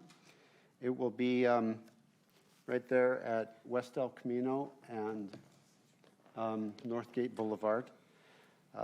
People are encouraged to bring pictures of their loved ones to put on the community altar, as is the tradition in Dia de los Muertos. So we're really looking forward to that celebration in Northgate. Thank you, Mayor.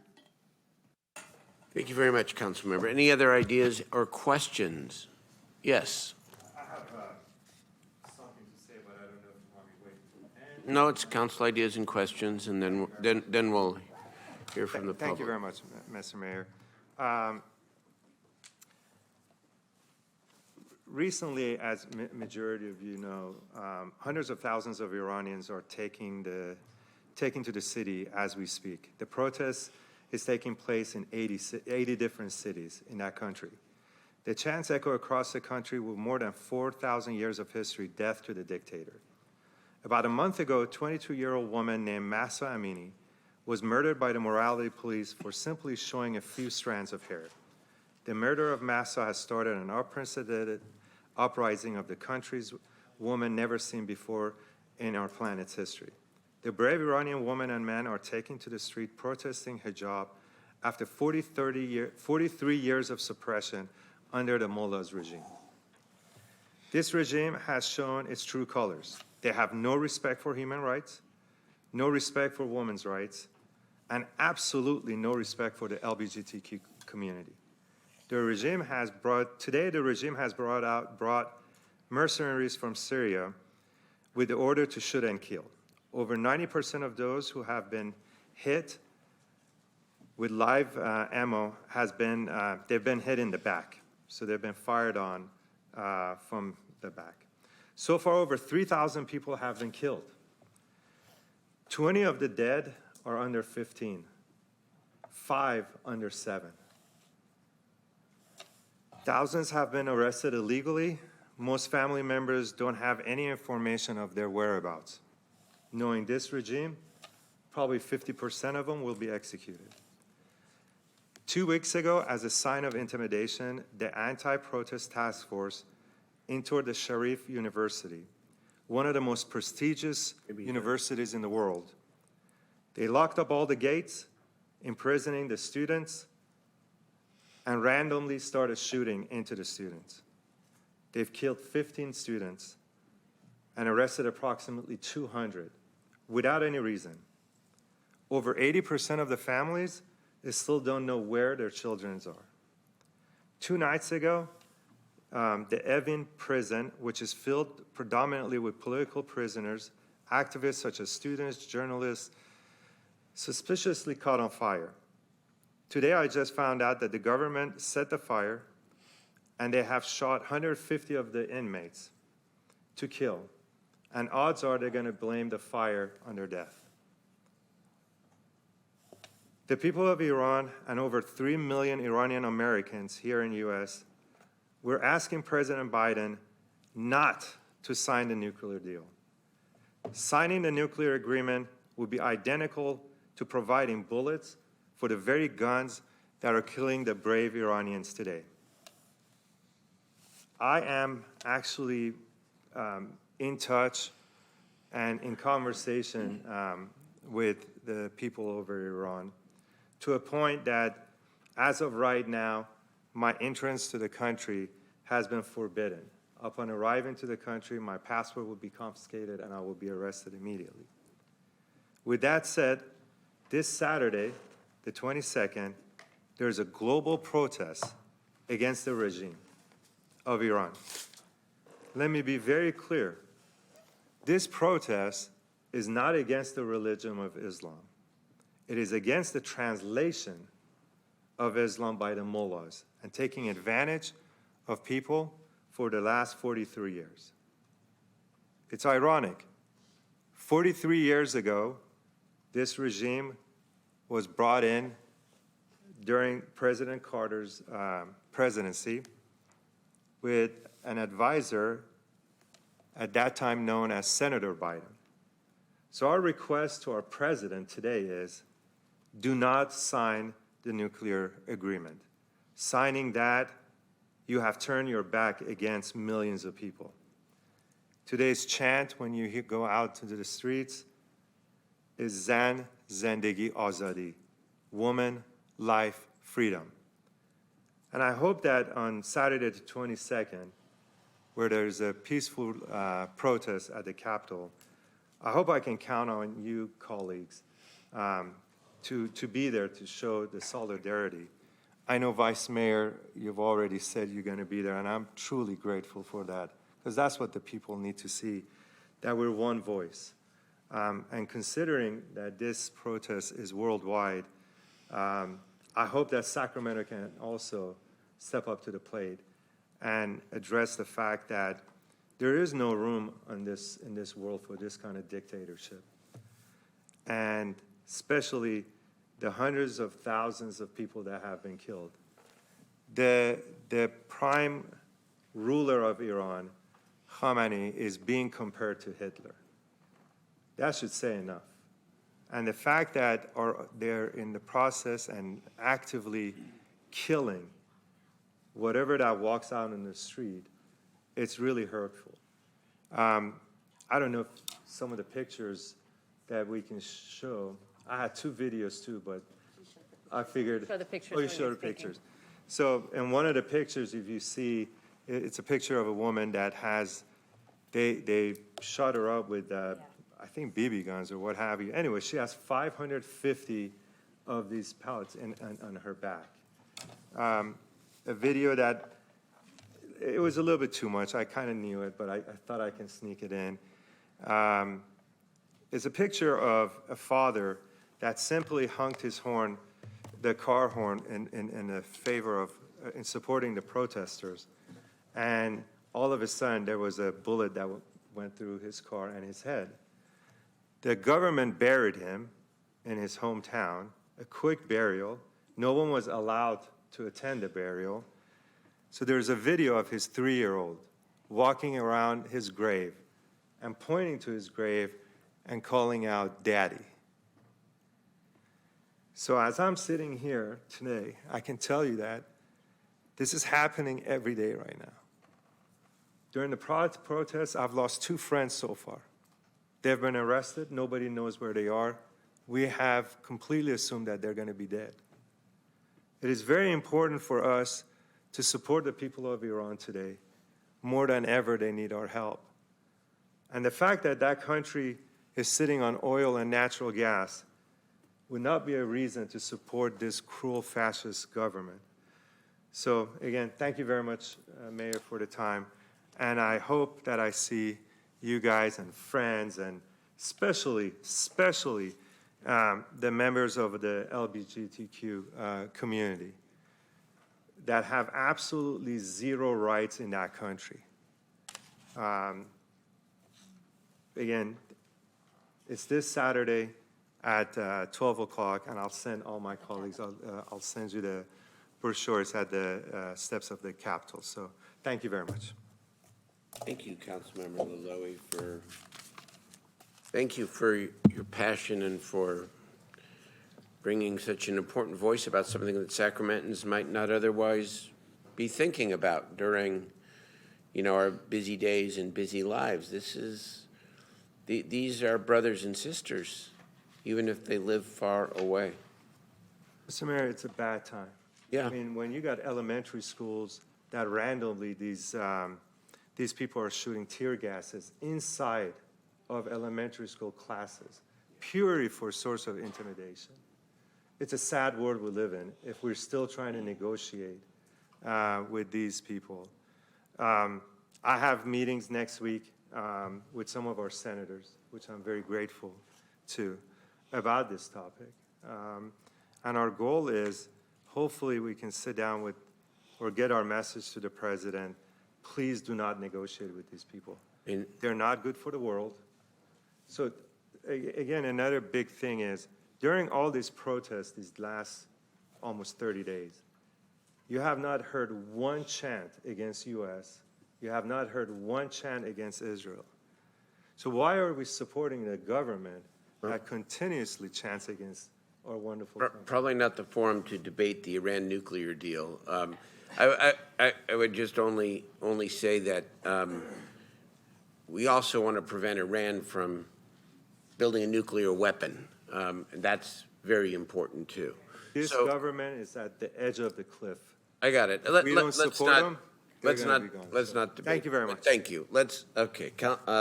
Mayor Pro Tem Guerra, it's yours. Thank you, Mr. Mayor, and thank you, Councilmember Laloy, for highlighting some of the atrocities that are happening, across the country here. I wanted to, do just a couple of announcements here. First, to thank also the Sacramento Regional Family Justice Center and our SAC firefighters and police department, and also many of the folks who joined out today in support of Domestic Violence Awareness Month, making sure and that we also communicate with and encourage more men to take advantage and of learning the resources and then stepping up on the issue of domestic violence. I want to appreciate also all of our community members who came out in support for that today at Memorial Auditorium, and there'll be more activities this month as we continue that effort. This Thursday, at the Station 10, Fire Station 10, at 6:30, we'll have the College Green Neighborhood Association annual meeting. I think Mayor Steinberg, you'll be opening that off. I think I'm going to be singing. You're going to be singing the national anthem. Yeah, that's great. In tune, in the key of C, please. That's correct. Yeah, and so we'll that'll be this Thursday at 6:30 at Station 10. We encourage folks to come out. We have every one from our different departments. Also our local school board members, our county officials, our city elected officials are all going to be there for the annual College Green Neighborhood Association meeting. Please join us at Station 10, right behind the Rayleighs. And then on Saturday at 10 a.m. to noon, I hope you'll join me over at our Public Safety Center over on 5770 Freeport Boulevard, just south of Fruit Ridge Road, for the gun buyback event that we have at our both police and fire station at the Public Safety Center from 10 to noon. Again, if you have any firearms that you no longer want, and I was having this conversation with my Antonia, who cuts my hair, and she was saying that after her husband died, she had this firearm that she no longer wanted, and wanted to and didn't know what to do with it, but it was there. And those kinds of scenarios where you have guns that could be misplaced, that could be stolen, that you no longer want, we're giving gift cards at this gun buyback. So I want to thank our police department and all those involved to support this gun buyback that's happening again. Also sponsored by, I think, Kaiser Permanente here locally. It is an epidemic that we have as well. And then finally, I'd ask folks to save the date for September 28th for our District 6 annual Spooktacular. It's a wonderful event at Tahoe Park. People from all over the city come to join and celebrate a good time at Tahoe Park in the evening. Our Tahoe Park PTA will have a number of events there that evening, so I want to thank our PTA and our neighborhood association. But it is that starts at 5. Later in the evening, you'll also have Ghouls and Goblins over at the at the George Sim Community Center as well. So you got two options there. You can go to Spooktacular or also Ghouls and Goblins over at our George Sim Community Center. With that, thank you, Mr. Mayor, and I appreciate the opportunity to update our community. Thank you very much. Councilmember Vang.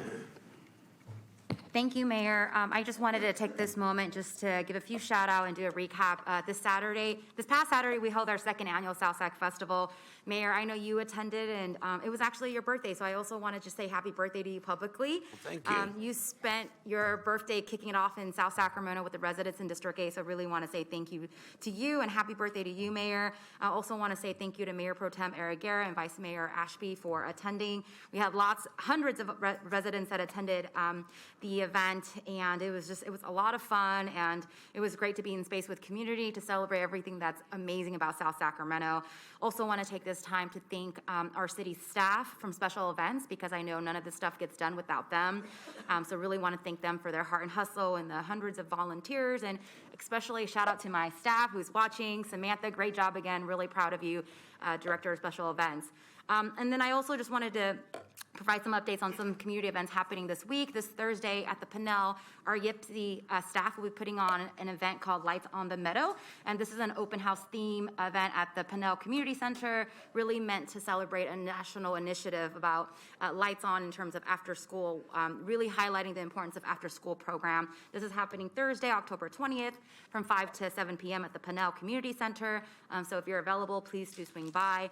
And then I also just want to take this moment, this Thursday, ACC Senior Services will be celebrating their 50th anniversary, and I just really wanted to give them a shout out for their incredible service, from assisted living to lifelong learning and wellness services that they've provided to our elders and our seniors over 50 years. Want to just congratulate them on their 50th anniversary.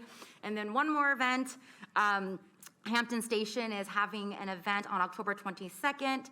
Our Hampton Neighborhood Association, they're hosting a multicultural unity day, and just wanted to take this opportunity to invite the public to join. The address is 7510 Wayne Scott Way. It's in Meadowview, and hope to see you all there. And that's it. Thanks, Mayor. Thank you, Councilmember. All right. Let us now take council ideas. No, excuse me, we just did that. Let's hear from the public to end the meeting. Members of the public who are here on items not on the agenda. This, just so you know, is not, since it's not agendized, we can't engage in any kind of extensive dialogue with you, but we can refer the problem or speak to what the next steps would be to try to address the problem. Thank you, Mayor. I have 20 speakers. The first is Greg Schmidt, then Victor Rosario, then Munish Sharma. Greg Schmidt. I don't see Greg Schmidt. Victor Rosario. Come on up. Following Victor Rosario is Munish Sharma. Good evening, Mr. Mayors, City Council members and staff. I am a resident my name is Victor Rosario. I'm a resident, a homeowner at 3048 Mill Oak Way. And the reason that I'm here is to bring to your attention, I'm sure you're ready. I recently received a notice about the Sacramento City Code 12.32.020, which means owner's duty to repair defective sidewalks. I received this letter telling me that I needed to pay $2,759. As background, I'm a retired person, and I have other issues on the pandemic. Anyway, I did some research, and I just wanted to make it know that as a suggestion, that maybe you want to modify, because I do know that many cities, the city that I moved here originally doesn't have that ordinance, etc. And furthermore, I moved here 10 years ago. I did not cause in any way the cracks on my sidewalk. It was caused by, I know who did, but it was 5 years ago, and I didn't even know. So that actually, I think it's a very onerous thing to have. I mean, I'm a disabled vet, to have that issue. So to that effect, I would just like to ask if you could at least think about maybe rescinding that ordinance or actually modifying it to inform people who are going to buy homes with the realtor or whatever, that they will be liable of the sidewalk. Because if I knew, believe me, I would have never moved here, because now I'm really in bad shape. Yeah, go ahead. Where do you live, sir? I live in, I think, not Thomas, In the- Mr. Harris. Okay, in a community in Natomas? Yeah, and a lot of my neighbors are suffering through this too. So I am, they're kind of more shy and whatever. And especially the next door neighbors, a young couple. And I'm sorry, just really, so you got a bill for cracked sidewalk? You got a bill for a cracked sidewalk? Yes. You got a bill for a cracked sidewalk in front of your house that they want you to By the way, fix? it was already, Yeah, it was right. finished this Okay. afternoon when I came here. So Okay. I had to, the guy told I have to pay him tomorrow morning. Okay. The money. Mr. City Manager? I'll have, we'll take your number down here. We have it here. We'll have the team follow up with you in the morning. Okay, thank you, everybody. I appreciate it. Thank you for coming to tell us. Thank you. Try to help you, sir. Munish Sharma, then Macworthy. Good evening, everybody. My name is Munish. I'm here on behalf of the homeless population in Midtown. So it seems like everybody knows what do these homeless people want and trying to solve the problem, but nobody wants to know what do they really want. So for the last 4 months, I have been talking to these people and developed this project that I think that is going to help them get out of the situation they are in. And I'm looking for some resources from you guys. So the project is about running a thrift store, just like based on Goodwill Industries, but instead of sending money on top, we're gonna invest that money to install some commercial embroidery, sewing and quilting machine for a start. That place is 24/7 open. Free classes are provided. And the stuff that we don't sell after a week or two, that's for public. They can grab the stuff, use the machine, make something, create something, whatever they do.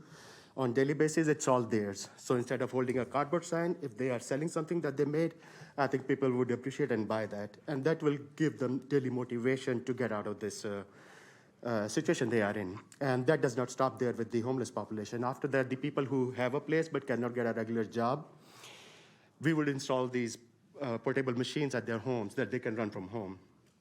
And we're gonna make every small little thing that is being imported from outside the US. And at the same time, we are recycling and remaking everything that the garbage that the community is producing. So this, and that does not stop with these individual homeless, people who are running these businesses. If they come together as a group of people and want to start their own manufacturing unit, then we will raise money for their businesses on a condition that the profit will be divided equally among them. So this way we can ask the community to give their business to this and support family of 10 or 15 or whatever they are, and instead of going to a business that already owns multiple businesses. And for this project, all I need is one space and one machine, and that's it. Thank and you. Thank you for your comments. Your time is complete. Will you make your final comment? Yep. Great, thank you. Macworthy is our next speaker, then Kat Burnside. So am I gonna hear anything from you guys? Oh, let me get your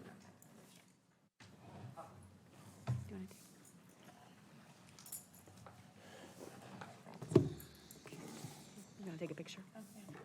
What went on here at the last meeting, I can't sleep without bringing it up, to what happened to Jess Harris. Now, we noticed that I lived through the 60 movements. Martin King was only a preacher, and that's all, was never a leader, thuggism. Now, when you come in and tell a man he's racist, it should have been proven that he's racist. I don't think Jeff racist, but you let a little thug boy deal with the Civil Liberties Union and the city attorney. You should have spoke on it, that nobody brought the thug up here but the homosexual. That's all. Now, you're gonna bring back the thugs sit here as probably on welfare and drugs and condemn Jeff Harris.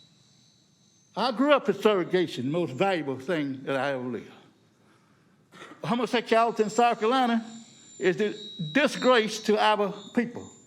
Martin King went to school in Atlanta, which breed black homosexuals. Now, we look at things here that happened to me in here, to a little city manager. He come down here. He can't sit there and oppose Mike Worthy, but he come down here, don't like what I say about the lesbian. A punk and a dyke, and that's what it is to me. Now, Jason Error walked down there and told me to go fuck myself. Mr. Worthy, you have to keep your comments broad to the whole council. No, I'm Jason Error, and I got proof of that, and I can go to court on that deal. But I wait till a little head to get from around him. And I want him to utter those words. And what mayor you were bringing in from Iran, keep your mouth closed, young man. You're in America. Okay, that's enough. You cannot call out colleagues. Your comments are complete, Mr. Worthy. Madam Clerk, please call the next speaker. Next speaker is Kat Burnside, then Samir Seeth. Well, you better be aware Next speaker. about a crowd. Ms. Burnside. Because you never know who's in a crowd. Police department, be sure you all attend that thing over there. Thank you, Ms. Burnside. You have 2 minutes for your comment. Hello, good evening. Thank you for the opportunity to raise a citywide concern affecting our youth. My 11-year-old son plays soccer for the Sacramento Soccer Alliance, which is a community-based, seasonal, competitive soccer club run entirely by unpaid volunteer coaches and parents like myself. SSA was started in 2010 as a partnership between Greenhaven Soccer and Land Park Soccer Clubs to make competitive soccer accessible and affordable for everyone. And today, our club attracts kids from across the city. For the last 10 years, Bonfleth Field and Conlin Soccer Complex in District 7 have been SSA's home fields. Over time, SSA has invested nearly $250,000 in maintenance and upkeep of these parks to ensure that we have safe, quality fields for all players. That's a huge investment in the city that benefits the entire community. In 2021, Greenhaven Soccer Club left our longstanding partnership to create a separate, more traditional year-round competitive soccer program of their own. Last year, Greenhaven Soccer took over half of the fields at Conlin. This year, they took over Bonfleth, and they're now seeking the permit for the rest of Conlin. City Parks guidelines say athletic use permits should be granted to groups that are the primary historical user of the fields. For 10 years, SSA was the only soccer club playing at Bonfleth and Conlin. This land grab and exclusion of SSA is purely about Greenhaven Soccer using the city to weaken and destroy what they see as their new rival club. And the city's role in this is exacerbating the problem. There is an easy solution to this. Maintain the status quo that we've had. Grant SSA the permits to our historic home fields that we have maintained and improved year over year. Greenhaven Soccer has plenty of permits for parks of their own. There's more than enough space. Thank you for your comments. Your time is complete. Thank you. Next speaker is Samir Seeth, and then Stephanie Yamamura. Samir, and then Stephanie Yoshimura. Hi, everybody. Thank you for your time today. My name is Samir Shath. I'm a physician in the community. I work at Sutter Health, previously at UC Davis Health Systems. And my son has played in SSA for many years. Actually, the coaches here are here tonight, and I'm really happy to be here on their behalf. I have to say the fields that my son is playing on and the kids that they're playing on right now are really grossly not up to what they should be. They're very hard to play on. They're very rocky. Specifically, they're not really intended for soccer at all on an even remotely adequate level. As you know, when these kids play, they don't necessarily look around when they're watching, and they're really prone to injury. So I think in keeping with the theme of the kids and protecting our kids, I'd like to really speak out. And when I go out and I watch my kids and the kids on the team out on these fields, they're really unsafe, and we can do better to prevent injury for these children. I think the fields at Bonfleth and Conlin are very well suited for soccer, and I think that given the opportunity to play there as we have in the past, we would do much better. As we know, there's an obvious correlation between poorly maintained fields and injuries. And not only kids themselves should not be playing on these fields, but adults should not be playing on these fields. These fields are really, really not up to what we should have for any of us in our community. So I would just say this. I mean, I think this field permit squabble is kind of unfortunate, and I really hope that we can look into this for a proper resolution. I think as a physician, first do no harm, right? I think that's important. So we should not be putting our kids out here in these positions to get injured. And so I think we have opportunities to look at and a good solution for everyone. So thank you for your time. Thank you for your comment. Stephanie Yoshimura, then Jason Spann.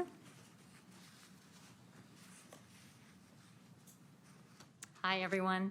My name is Stephanie Yoshimura, and I want to thank you for allowing me to speak to you tonight. I have 3 boys that play soccer for SSA, age 13, 11, and 7. My boys love soccer. They are very proud to be a part of the SSA community. Through the years and 4 SSA soccer teams, my entire family has built lifelong friendships. I know that when my boys are older and look back on their childhood, their time spent on these teams will be some of their fondest memories. The model of SSA soccer is unique and allows kids like mine the opportunity to play high-level competitive soccer, yet still participate in other activities. My boys are still able to play other sports, do scouts, and attend church. If our children do not have safe fields to play on, I can't imagine that we will be able to participate in SSA.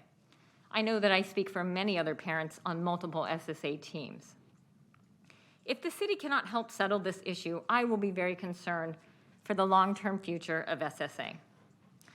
On a personal note, I was born and raised in Sacramento, and I have lived the majority of my life in the Land Park and Pocket areas. I myself played Greenhaven soccer for 12 years. This is why it's extremely disappointing to me that the reason I'm here tonight is that some have lost sight of what is important, our children. As you've already heard tonight, there are plenty of fields to go around for both Greenhaven and SSA. Again, without safe fields for our kids to play on, this organization's future is at risk. It would be a huge loss to my family and the entire community to lose such an important part of the soccer landscape here in Sacramento. I urge the city to please follow your own guidelines and moral compasses and issue field permits to SSA, the historical users of these fields. Thank you. Thank you for your comments. Next speaker is Jason Spann, and then Scott Claremont.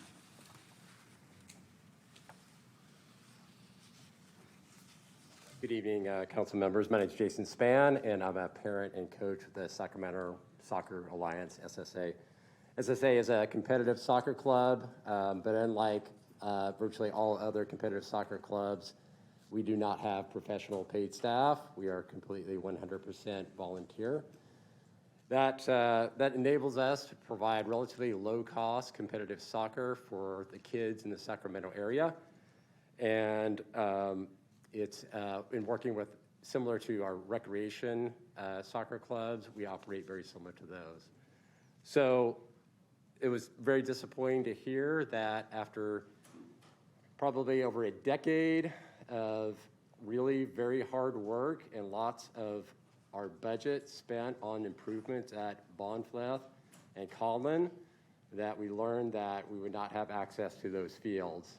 And because we don't have access to those fields, we have been forced onto very subpar and quite frankly unsafe alternative fields for our practices.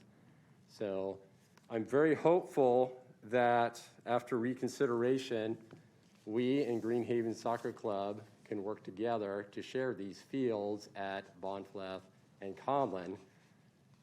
Once again, SSA, 10 years of putting in a lot of time, effort, money into these fields, and now to learn that we cannot use them is very disappointing. So I very hope that there's consideration to allow us to reuse those fields. Thank you. Thank you for your comments. Next speaker is Scott Claremont, and then Mary Ann Sarro.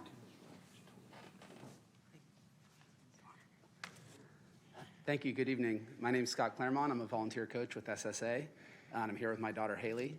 I've been coaching her in soccer for 5 years at the rec level, and this year as a team we decided to challenge ourselves and go play competitive soccer. So we're just here to say, first of all, that SSA provided us a really unique opportunity to do that and to embrace that challenge. The club allowed a group of 10 girls, 10 families to stay together, and it truly encourages well-rounded student athletes. It's not an opportunity we would have had at other traditional clubs, as other speakers have said. As rewarding as this season has been, it has not been without the challenge of the field issue. As the other speakers have mentioned, we are practicing on a softball field right now. It's not as well maintained, it's not ideal, it's not as safe. And it's particularly frustrating to see the field at Bonfleth that we were practicing on earlier this year, where we and 4 other teams were practicing simultaneously. There's now a single small field in the middle and a lot of unused space. So from my perspective as a coach, it's difficult to understand why that's happening, why a club is taking a field that's been used for a decade by other kids and basically not using it. And it seems it has more to do with the over-competitive mindset of the parents in the community and the adults in the community, and less to do with the interest of the kids and making sure that they all have access to the facilities, the basic facilities of this game. My team overall has been very fortunate that we're a part of SSA, and we're going to continue to play. And we're fortunate that it largely stands apart from that over-competitive mindset that you see kind of throughout youth sports sometimes. It's unfortunate. And that we just ask that as we do continue to play, that we have access to safe and adequate fields. And we urge you to help us with that. Thank you very much. Thank you for your comments. Next speaker is Marianne Sauro, then Leo Mancini.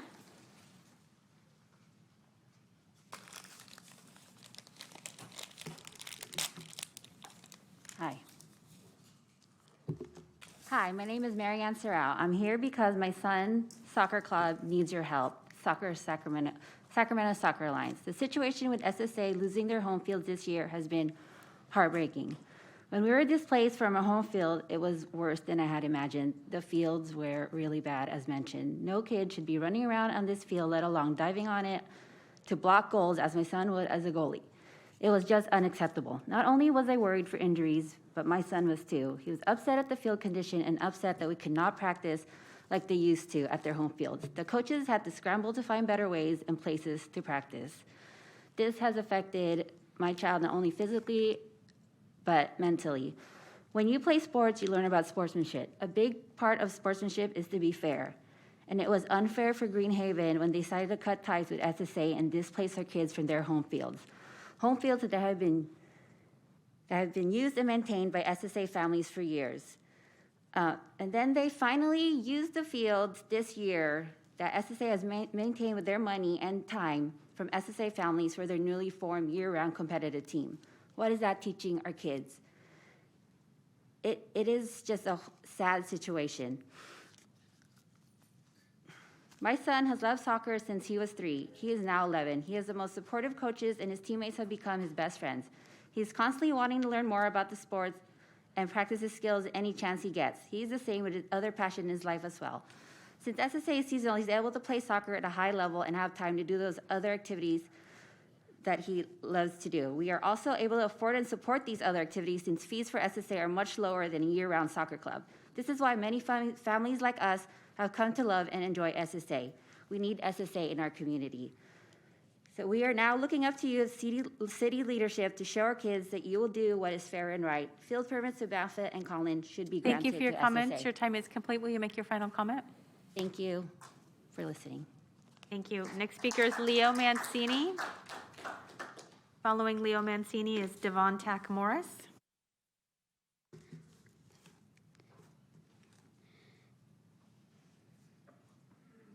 Hi, my name is Leo Mancini.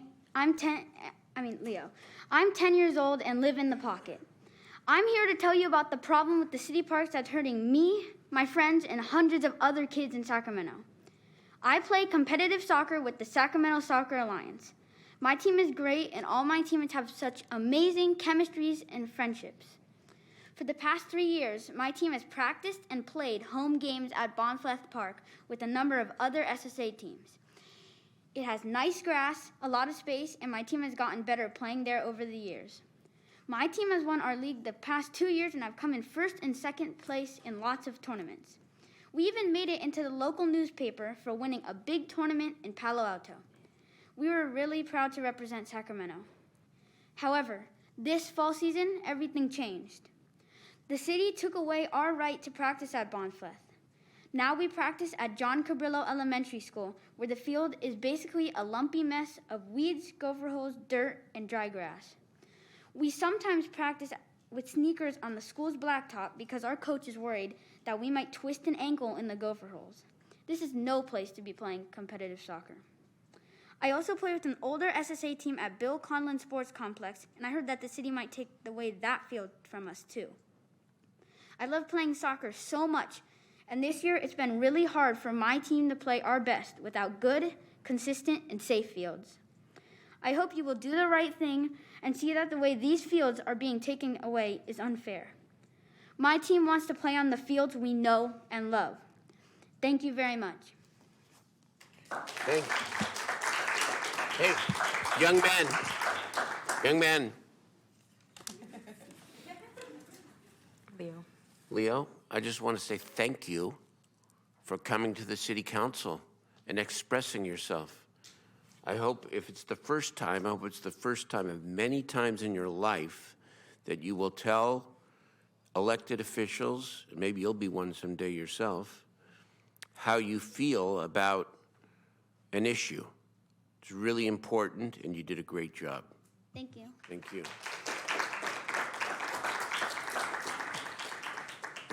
My next speaker is Devon Tack Morris, then Rutledge Richard.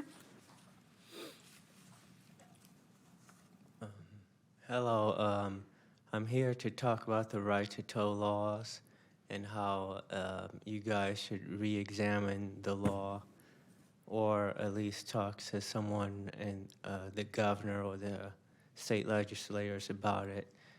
These laws negatively impact people with disabilities because they only get one check a month and it's a set amount, and low-income workers because we use those cars to get back and forth to work, and then people of color because we have a long history of our property being taken from us, like Baker's Beach, and it negatively impacts students.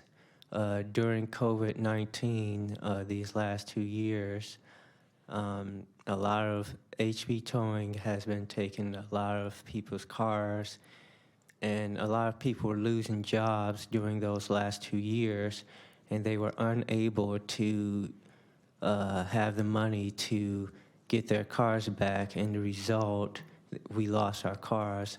I lost 2 cars in the past 2 years due to the fact that I wasn't able to have enough money to get it back.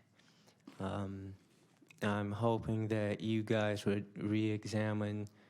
I've emailed sent a letter to mayor giving specific details about it, but I'm hoping that you guys would at least examine the last 2 years of these cars being taken, because landlords have abused these right to tow laws and claiming property rights, all because we have no parking pass or whatever. But we're residents of those Your time properties. is complete. Will you make your final comment, please? Thank you for your time. Thank you for your comments. Next speaker is Rutledge Richard, then Jade Nicole.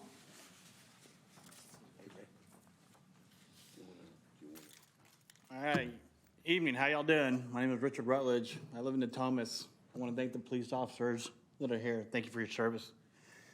I'm a retired soldier. I did 20 years in the Army. I spent a lot of time in Iraq, and I'm here to talk about lack of access to the political leadership of the city, Ashby, Steinberg, and Chan.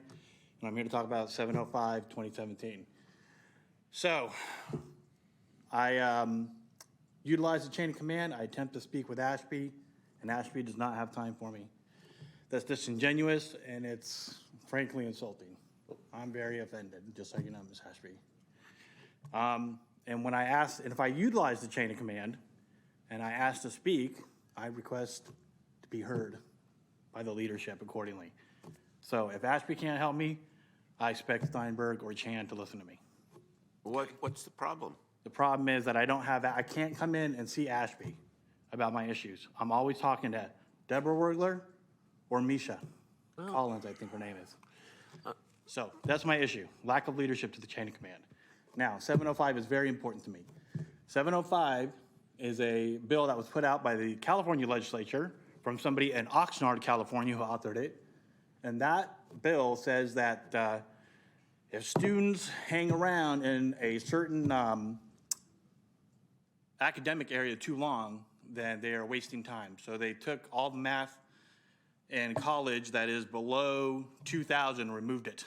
I am struggling in math. Okay, I need third grade math. I spent 20 years in the Army. You don't need a lot of math in the Army. So I wish to speak to Ashby about 705 because you guys have access to the California State Legislature. And that's what I wanted to say. Thank you. I'd just like to respond. So you have the right, obviously, to come here, and I'm glad you did. You also have the right to be unhappy or happy with any member who's elected office.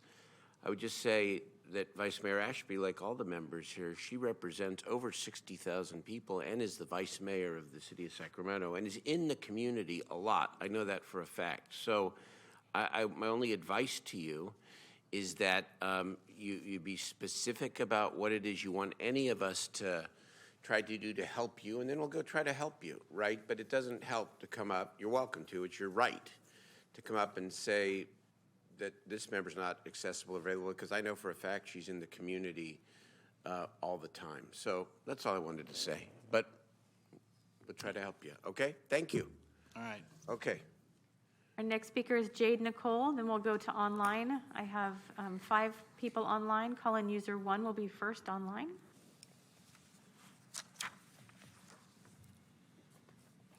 Good evening, Council. I'm here to advocate for my own rights. The last time I was here, several years back, we were fighting for our location in the Masonic Temple building, and I was also fighting to keep my partner alive. The system succeeded at taking his life. He passed away during the pandemic. Sorry. And that was the very beginning of me being stripped of all of my rights and life as I knew it. Immediately after he passed away, I became under attack by snakes in business suits that defrauded and took everything that I had. I lost my home in an illegal eviction. I was harassed by lawyers. A lot of business women in this community dangled carrots of false inclusion. Oh, Jade, we're going to support you and get you the mental health that you need. I thought it was 6 people I lost in the pandemic, Mayor. It was 8 within a 2-year period. I had access to no resources, no support. I provided end-of-life care alone. I ended up homeless this last year for 4 months. Everywhere I turned in Sacramento, I couldn't access resources. The Safe Ground at X Street, they don't help women. You look there, it's all men. I'm not angry, I'm here in peace, and I want to bring a solution that helps other women that are grieving, that don't have the support system, because that's a big part of the homeless crisis. We become homeless because we don't have the support or the family structure or the community support that's needed.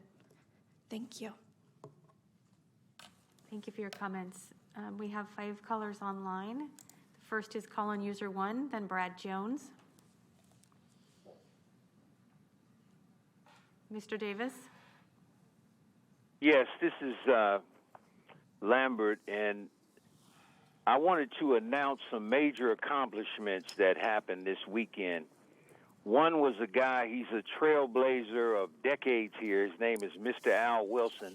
He put on an incredible play at the remodeled convention center. I didn't have a chance to see it, the actual play, but I heard it was a great success. I talked to him before and during. He's a wonderful human being. He needs to be studied. He's the epitome of an entrepreneur. As a matter of fact, he gave us our first lease commercial kitchen 20-something years ago. What a wonderful accomplishment. And when I talked to him recently, he had mentioned that the mayor's birthday was recent. And as a person who blew out 64 candles myself in September, I wish you many more, Mayor, because I really believe you are very sincere about helping Del Paso Heights community, which I'm very pro. And speaking of Del Paso Heights, this weekend there was a reunion, and it was regarding the lady who was buried this June, 108 years young, Mrs. Ruth Brown, and you adjourned in her memory back in June. And so her granddaughter, who I went to Grant High School with, she really broke down in tears and thanked me for that. And I said, well, no, it wasn't me. It was the mayor who adjourned. And so it's a lot of good things going on right now, and we need to get behind companies like To the Bay and Back Cheesecakes. The holidays are coming. We're ready to hire a lot of people, specifically from Del Paso Heights. Thank you for your comments. And, Your time is complete. Will you make your final comment, please? Well, I see 16 seconds, but I know Minty's not going to cheat me, so give Minty a raise. I'll end with that. Thank you for your comments. Our next speaker is Brad Jones, then Crystal Sanchez. Hello, Council. My name is Brad Jones. I was a proposal delegate for the participatory budgeting program. I would have spoken at the Measure U committee meeting yesterday, but I was unable to attend it. So rather than waiting another month, I'm here to speak to you today. Sacramento community members who were designated as proposal delegates signed a contract with the participatory budgeting group and were promised to be paid a small amount of money for our efforts. The contract defined the payment schedule and amounts to be paid. The schedule was not honored, and many delegates have still not been paid, now over 30 days from the last meeting. My reason for speaking today is to bring attention to this lack of payment in the hopes the participatory budgeting group does not do this to other delegates in other cities. It's not fair, and it shows a lack of respect for the community members who worked for over 3 months creating proposals for this ballot. Sacramento, please honor your contracts. With that said, I hope everyone over the age of 14 who lives in North and South Sacramento vote in this ballot. Thanks. Thank you for your comments. Next speaker is Crystal Sanchez, then Charles Mitchell. It's me again.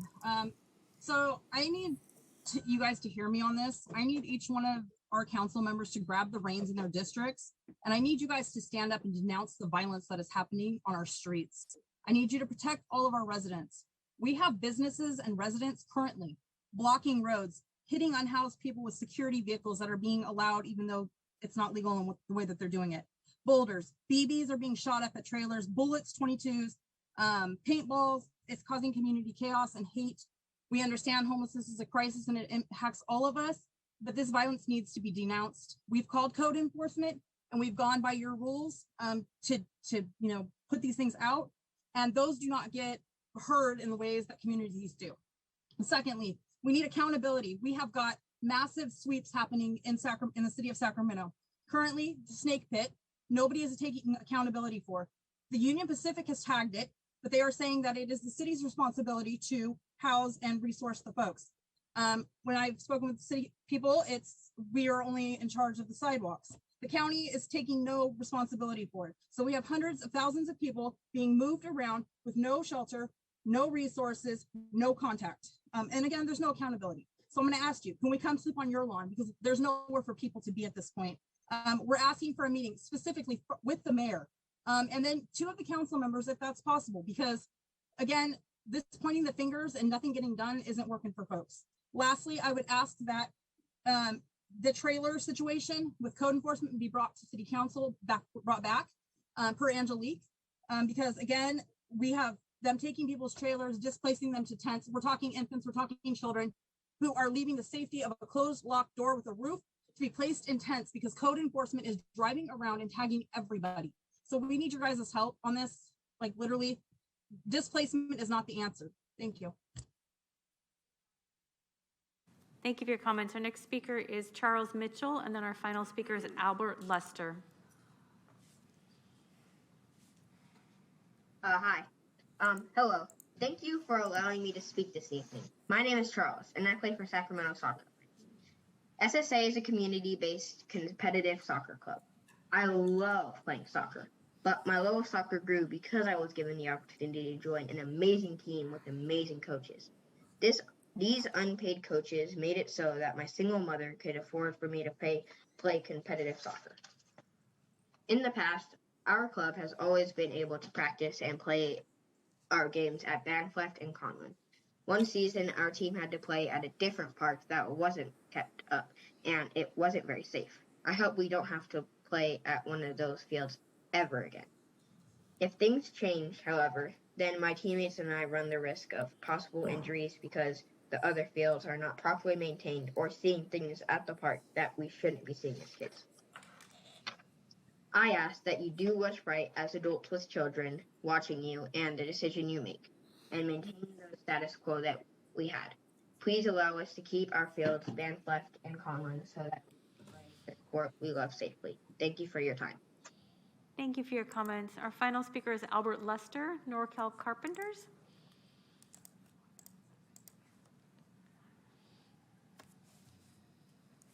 Good evening. Good evening, City Council members and members of the public. My name is Albert Lustri. I'm a field representative for the Carpenters Local 46. I represent more than 1,300 members in the city of Sacramento alone. I'd like to speak about labor standards in the city of Sacramento. Labor standards include livable wages, healthcare, apprenticeship programs, and local hire. The importance of having livable wages is because it helps our working men and women be able to balance wages with the current inflation rate that has skyrocketed in the last 2 years. Labor standards help construction workforce be able to afford rent in our community and be able to provide basic necessities for their families. It also helps our families have the access to healthcare, since healthcare is a necessity for every single human being. We cannot have our neighbors unable to have medical attention because developers and contractors refuse to pay area standard wages and benefits. We as a community should support local workforce. Apprenticeship helps our working class citizens gain knowledge, skills, craftsmanship. Apprentices can build projects to the highest degree by implementing skills that are learned at the training centers and the job sites. It also helps developers ensure the projects are completed on time and up to standards. Apprentices are the future builders of America. Hiring local benefits our entire community, not only from tax revenue, but also from money spent by workers in our local shops. It also ensures that contractors are not bringing out-of-town workers that are suppressing our wages, forcing our local workforce to commute for hours to make ends meet, instead of spending time with their families and loved ones and being involved in the community. I would like to kindly ask the City Council to please adopt area labor standard language on all future projects being built in our city. Thank you very much for your time. Thank you for your comments. Mr. Mayor, I have no more speakers. Thank you. We're going to close tonight with Councilman Rick Jennings to give a response to the people, including the young people who came out tonight to talk about soccer in South Sacramento. Councilman Jennings. Thank you, Mayor. To the young people and to their volunteer parents who also are just a touch older than the young people, we thank you so much for coming out tonight. We heard everything that you said. We also appreciate the letters that you've been sending to the entire council. And because this item has not been agendized, it doesn't allow us to have the kind of conversation that we'd love to have with you tonight. But I would like to bring up the Assistant City Manager, Mario Lara, to let you know the next steps in response to your concerns. Hi, good evening, Honorable Mayor, Council. Thank you for the opportunity. I know that the YPSA team has been working very closely with SSA, and they will be reaching out with them with a response to the letter that they sent, and also to work with them in terms of scheduling some renovation for fields.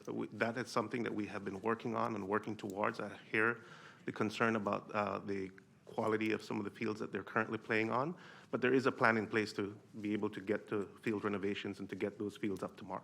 Gotcha. Thank you so much. None of us wants to see any of the kids get hurt, and so we will do everything we can to make sure we have safe fields and also respond to the letter in a way that everybody can understand. So thank you again for coming out. Thank you, members. If there's nothing else to come before the city council, we are adjourned.